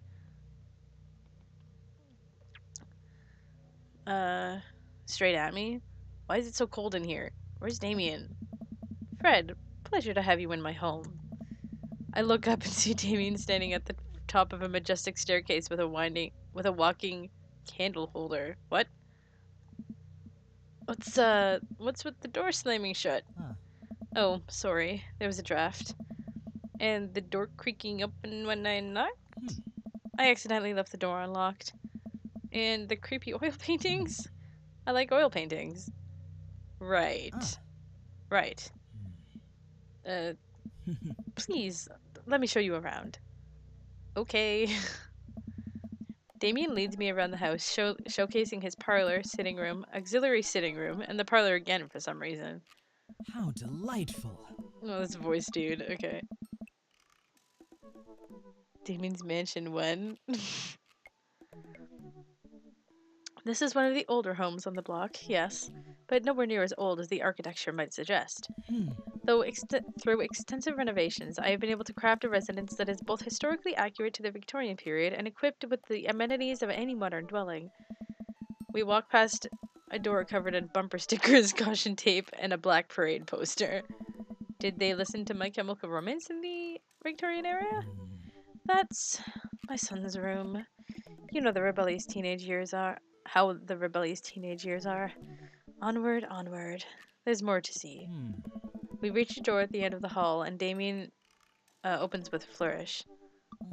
And this is the library. Sunlight stream. Wow, that's a pretty. Oh my god, there's taxidermy. The sunlight streams in from floor to ceiling arched windows. The walls are lined with packed bookshelves, and even more books are scattered over the period-appropriate furniture. Damien is clearly proud of this room. Where's the Damien part of this guy? There we go. Doesn't matter what order you choose, but look at everything. Okay. Look out the window. I walk to the window and I'm greeted by a beautiful view of Damien's backyard. It showcases a beautiful view of the rest of the cul-de-sac. Hey, I can see Craig on his lawn. He's doing push-ups with his daughters on his back. Damn. He sees me and waves happily, doing push-ups with one hand now. Damn. Did you know that Victorians spent at least 20 hours a week gazing longingly at a full-length windows? Wait, really? No, but Victorians did appreciate telling a good joke. I walk up to the glass display of pinned bugs on the wall. It's pretty impressive. Nice bugs. I pinned them all myself. Maybe I should show you sometime. Could show you sometime. I'm concerned I would stick the pin right through my finger. The pinner's gambit. Is that a thing? No. Pick up a book. You know, Fred, in the Victorian era, there was some controversy surrounding reading. Many people thought the more tawdry novels would encourage youths into a life of crime and would cause too much of a distraction from work and school. I pull out a book at random and examine the worn cover. Opening it, I turn to a random page and read aloud. Ew. Okay, burp's happening. Fuck. I think someone talked on Discord, but it didn't do anything on my phone. Knowledge.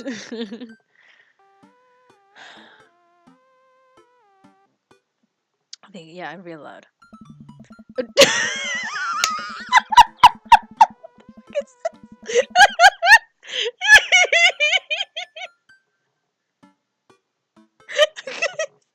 think we just stumbled upon some Naruto fanfiction. Oh my god. What the fuck is right? Naruto struggled against the chains that Sasuke had bound him with. Shirtless and out of breath, he looked up at Sasuke. Sasuke smirked, unbuttoning his ninja pants. What? Okay, I think that's enough. Damien snaps the book shut and puts it back onto the shelf. That's a rare book from my private collection. please? Will you join me for tea? Oh my god. Uh, wow. I follow Damien to his sitting room where finger foods have already been set out upon a beautiful tiered silver tray. I take a seat on one of the high back chairs as Damien pours and serves me some tea. I can't believe we're having high tea. I never thought I'd get to do this. Uh-huh. Damien smiles to himself. What? Oh, It's a common misconception that high tea refers to the wealth or class of the people enjoying it, when in fact the high refers to the later time of day with that the working class had uh, both the later time of day that the working class had to enjoy the tea and the height of the tables on which they served. Okay, well they're served. Oh, huh. my dear friend, we're currently enjoying afternoon tea. That's informative. Damien takes a seat next to me and serves me a tiny sandwich. Your home is impressive. It seems like... yeah, I'll just do that for all of them and leave them on. It seems like you've really put a lot of work into this place. Thank you. Huh. No one's ever complimented my home before. Hell, I can barely get matching salt and pepper shakers in my place. And look at what you've done. I'm kind of jealous. Oh, That's very generous of you to say. What got you so interested in golf stuff? ah. Well, when I was a young boy. Oh god, fucking it. Damn it. When I was a young boy, my father, did he take you into the city? Oh. Sorry? Did you guys see a marching band? Hmm. I'm afraid I don't understand. Fuck. This is the best. ... You're serious. Of course. But it's, the song. Amanda made me listen to it. ... Seriously? I'd love to see a marching band. Nevertheless, I've always... okay. That was probably the best part of this. They're gonna have this fucking goth jokes. I love this. I've always had a love for art, history, and fashion. What started off as a small hobby of collecting taxidermied animals grew into sort of an obsession. It's a privilege to be able to appreciate the lives and culture of those who came before us, I think. Why not go all the way? Hmm. I like not dying when I catch a cold. He takes a sip of tea. I can acknowledge that there were many terrible things about the Victorian era, and I tried to live a life that strictly aligns with those ideals, and try to live a life that would be admittedly horrid. Ah. But I think it takes a critical mind to truly appreciate something to the fullest, to be uh, cognizant of its flaws and love it all the same. Huh. Tell me, Fred, do you have any hobbies? Oh man, I do, but I don't know if I care about anything the way you care about this stuff. Well, I'd love to hear about your interests. Hearing someone talk about the things they're passionate about is intriguing, and quite honestly, rather attractive. Wow, okay. Please do tell me about your hobbies. Quick, sound sophisticated. I love me some word jumbles. I like watching soap making videos on the internet. Wow. The written word fascinates me. We spend so much time using words, And I think people would appreciate them more if they had to unjumble them. It's poetic, really. Oh. Oh, so you're a writer. In a sense. We finish our tea and finger sandwiches. Ah. Come, I have one more thing to show you. Damien is me. Oh, look at this. Oh, that's kind of so pretty.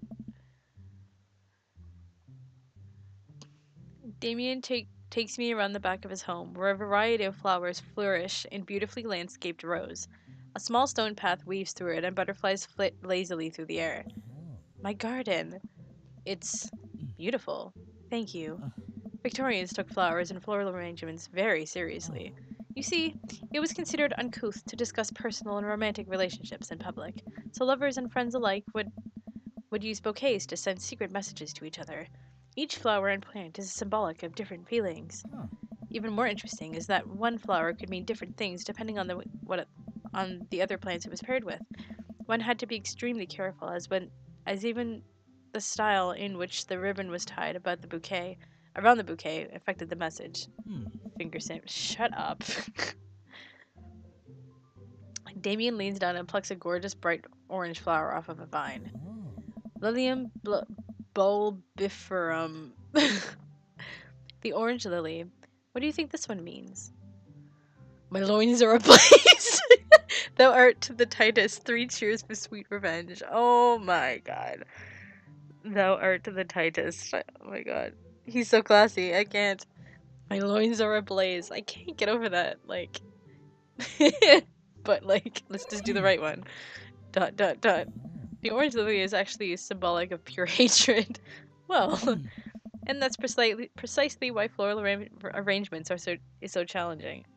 The tightest. What's your favorite type of flower? Snapdragons, honeysuckles, sunflowers. Yeah, honeysuckles are cute. They smell really good. And then you can eat the tiniest little drop of the nectar when you pull the stem out. I'll have to remember that when I put together a bouquet for you. He would put together a bouquet for me? Nobody's ever given me a bouquet before. I follow Damien around down the footpath and admire more of his beautiful flowers. Suddenly, a phone rings. I love how it's just there. Oh, Fred, will you excuse me? I must take this. He pulls a cell phone out of his pocket. I'm a little surprised it's not a rotary phone. Go for it. Damien smiles and walks back to the house. And walks. Typo. I take a deep breath and enjoy the heavily perfumed air. What a lovely yard.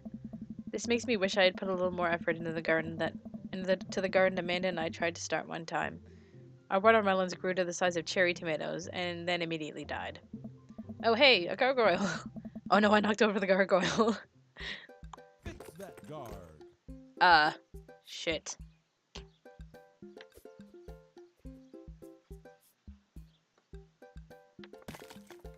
What? Okay, that's the head.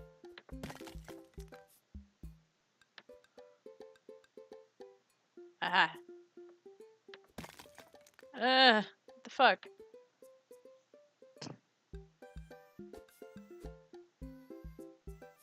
Why do we have 30 seconds for this?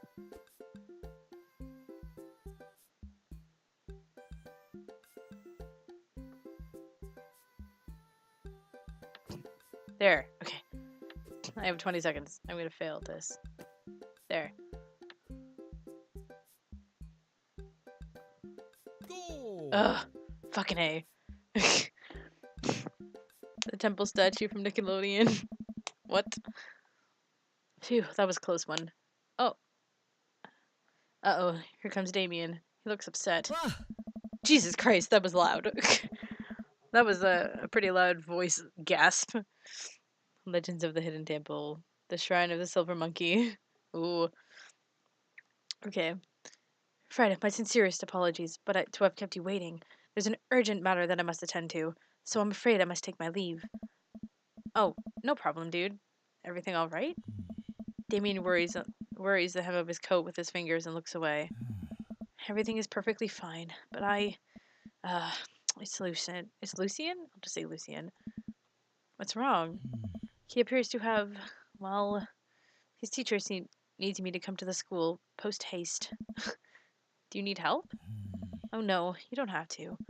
Let me come with you. Us dads gotta stick together. You're right. This is one of Lucian's more elaborate stunts. I would greatly treasure having another parent by my side. Let's go.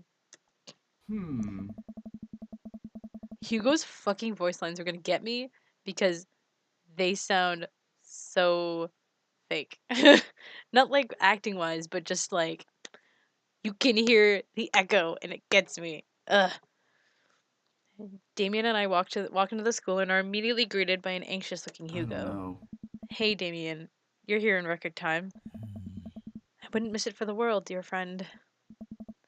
Wow, whatever it is, it doesn't seem like this is Hugo and Damien's first time to the My Kids Are in Trouble rodeo. What is it this time? Oh. This, Damien, you have to see to believe. Damien and I fall into step behind Hugo, who leads us through the busy corridors of the school. We pass by several classes in session, and I vaguely wonder if Amanda's around. Hugo eventually ushers us into a small boiler room with a flight of rickety stairs leading down into darkness. Watch your step. I can hear faint voices drifting up from the basement, and they don't sound happy. As I'm led into the depths of the school, I recall the antics I got into as an angsty middle schooler.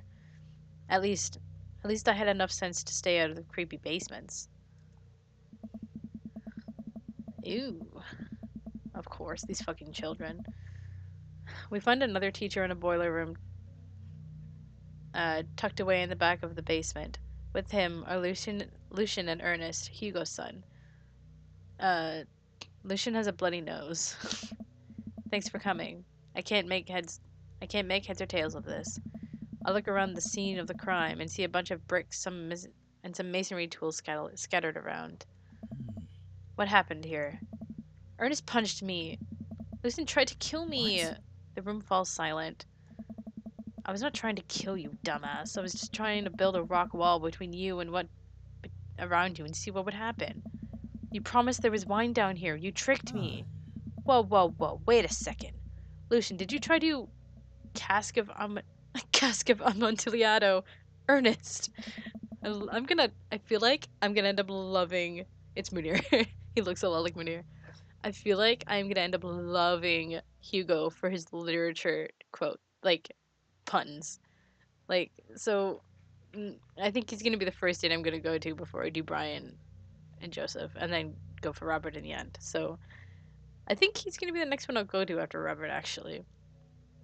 I'm neither confirming nor denying that. I turn to Damien and whisper to him, What's a cask of Amontillado? Huh. It's a classic of Edgar Allan Poe. A classic Edgar Allan Poe short story where a man gets his enemy drunk, lures him down to his cellar with the promise of wine and a fine vintage, of a fine vintage, then buries him alive behind a brick wall. Huh. It's a lovely story. So, wait, Lucian, you tried to do that to him? I was curious to see how it would turn out. I wasn't actually gonna leave him there. What was the thought process here? Was that Ernest was just going to sit still while you slowly built a tomb around him? Well, it worked for like 20 minutes because he's an idiot, but then he realized that I had lied about the wine. And you were cackling maniacally. That sort of tipped me off. Ernest, 20 minutes? Dad, Whoa! it took you 20 minutes? Son, we just did an entire 2-week unit on the cask of Amontillado, and it took you 20 minutes to realize that Lucian was leading you into an elaborate ruse? Did you even read the story? I read the first 5 pages and then read a review of the movie. Huh? It's only 5 pages long and there is no movie. Haha, yeah, you're right. I paid Lucian to read it for me. Actually, he didn't even pay me. So when you think about it, this was me teaching him a lesson. My nose is really itchy. Screen cap it, post it on Discord. Yes.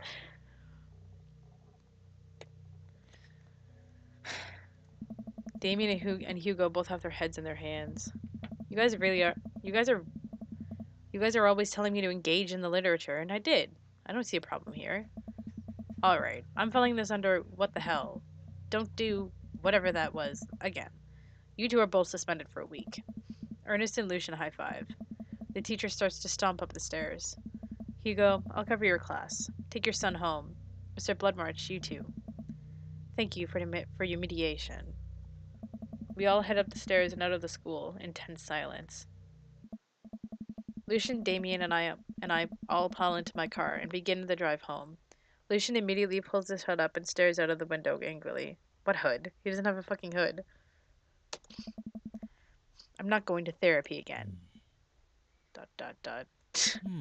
I know, son. It's entirely up to you whether or not you want to go. But I care about you, and I can see that you're struggling. So if you do decide that you would like to speak to a professional about your feelings, we can do that too. Huh. Maybe you can spend this week looking for a summer job, I know how much you want your own car. I can't believe Damien's keeping his cool. I'm impressed. ... Fine. Thanks for not freaking out too hard. I love you, son. Lucian continues staring out of the window. Lucian, love you too. We spend the rest of the drive in relative silence. F12? Yeah, F12. I'm using print screen. You can also Google what he looks like, so. I can't do that while I'm streaming, man. Do it later. The moment we pull into the driveway, Lucian hops out of the car, slams the door, and runs inside. Oh. I didn't expect to have that conversation in front of you. He and I have a lot we need to work out. It's all right. And all things considered, Lucian's bricklaying was pretty good. So there's your silver lining. Oh. There is that, yes. Yeah, I was gonna say it. The guide says to pick this one, but I was gonna say it too anyway. You were a lot more diplomatic with him than I would have been. I just want what's best for him. And I don't think yelling at him would do either of us any favors. It really does. You're a good dad. See you around soon? Mm. It would be my honor and my pleasure. Damien bows with a flourish. Classy. Ah. I come home to find Amanda curled up on the couch with a blanket watching TV. I plop down next to her. Yo. What you watching? Tiny House Hunting... Tiny House Hunting Brothers Extreme Edition. Ugh, I hate the show. The couple on screen bickers back and forth while standing in an extremely small house made out of recycled bottles. The Tiny House Hunting Brothers watching them with bemused expressions, both of their heads touching the low ceiling. Told you I wanted a 2-bed, 2-bath, shabby chic cottage. This house doesn't even have a bathroom. But honey, the outhouse is only 20 yards away. It's not that bad. I am not pooping outside, Greg. Why don't they just get a regular sized house? Huh? I don't know. Hmm. How'd that afternoon tea go? How'd afternoon tea go? There's no that. It got strange. We had to go to the school to pick up Lucian since he lured Ernest down to the cellar with the promise of a fine vintage and then tried to brick him into the wall, right? How did you know that? Has everyone read the story except for me? Lucian livestreamed the entire thing. Of course he fucking did. I'll talk to Amanda for a bit, and when it goes back to Dad Book, I'll finish it. This entire day is beyond me. But otherwise, it was a fun day. That Damien guy's a character, but he's really good company. And a surprisingly diplomatic dad. I dig his style. You know what? Me too. Alright. Looks like it's time.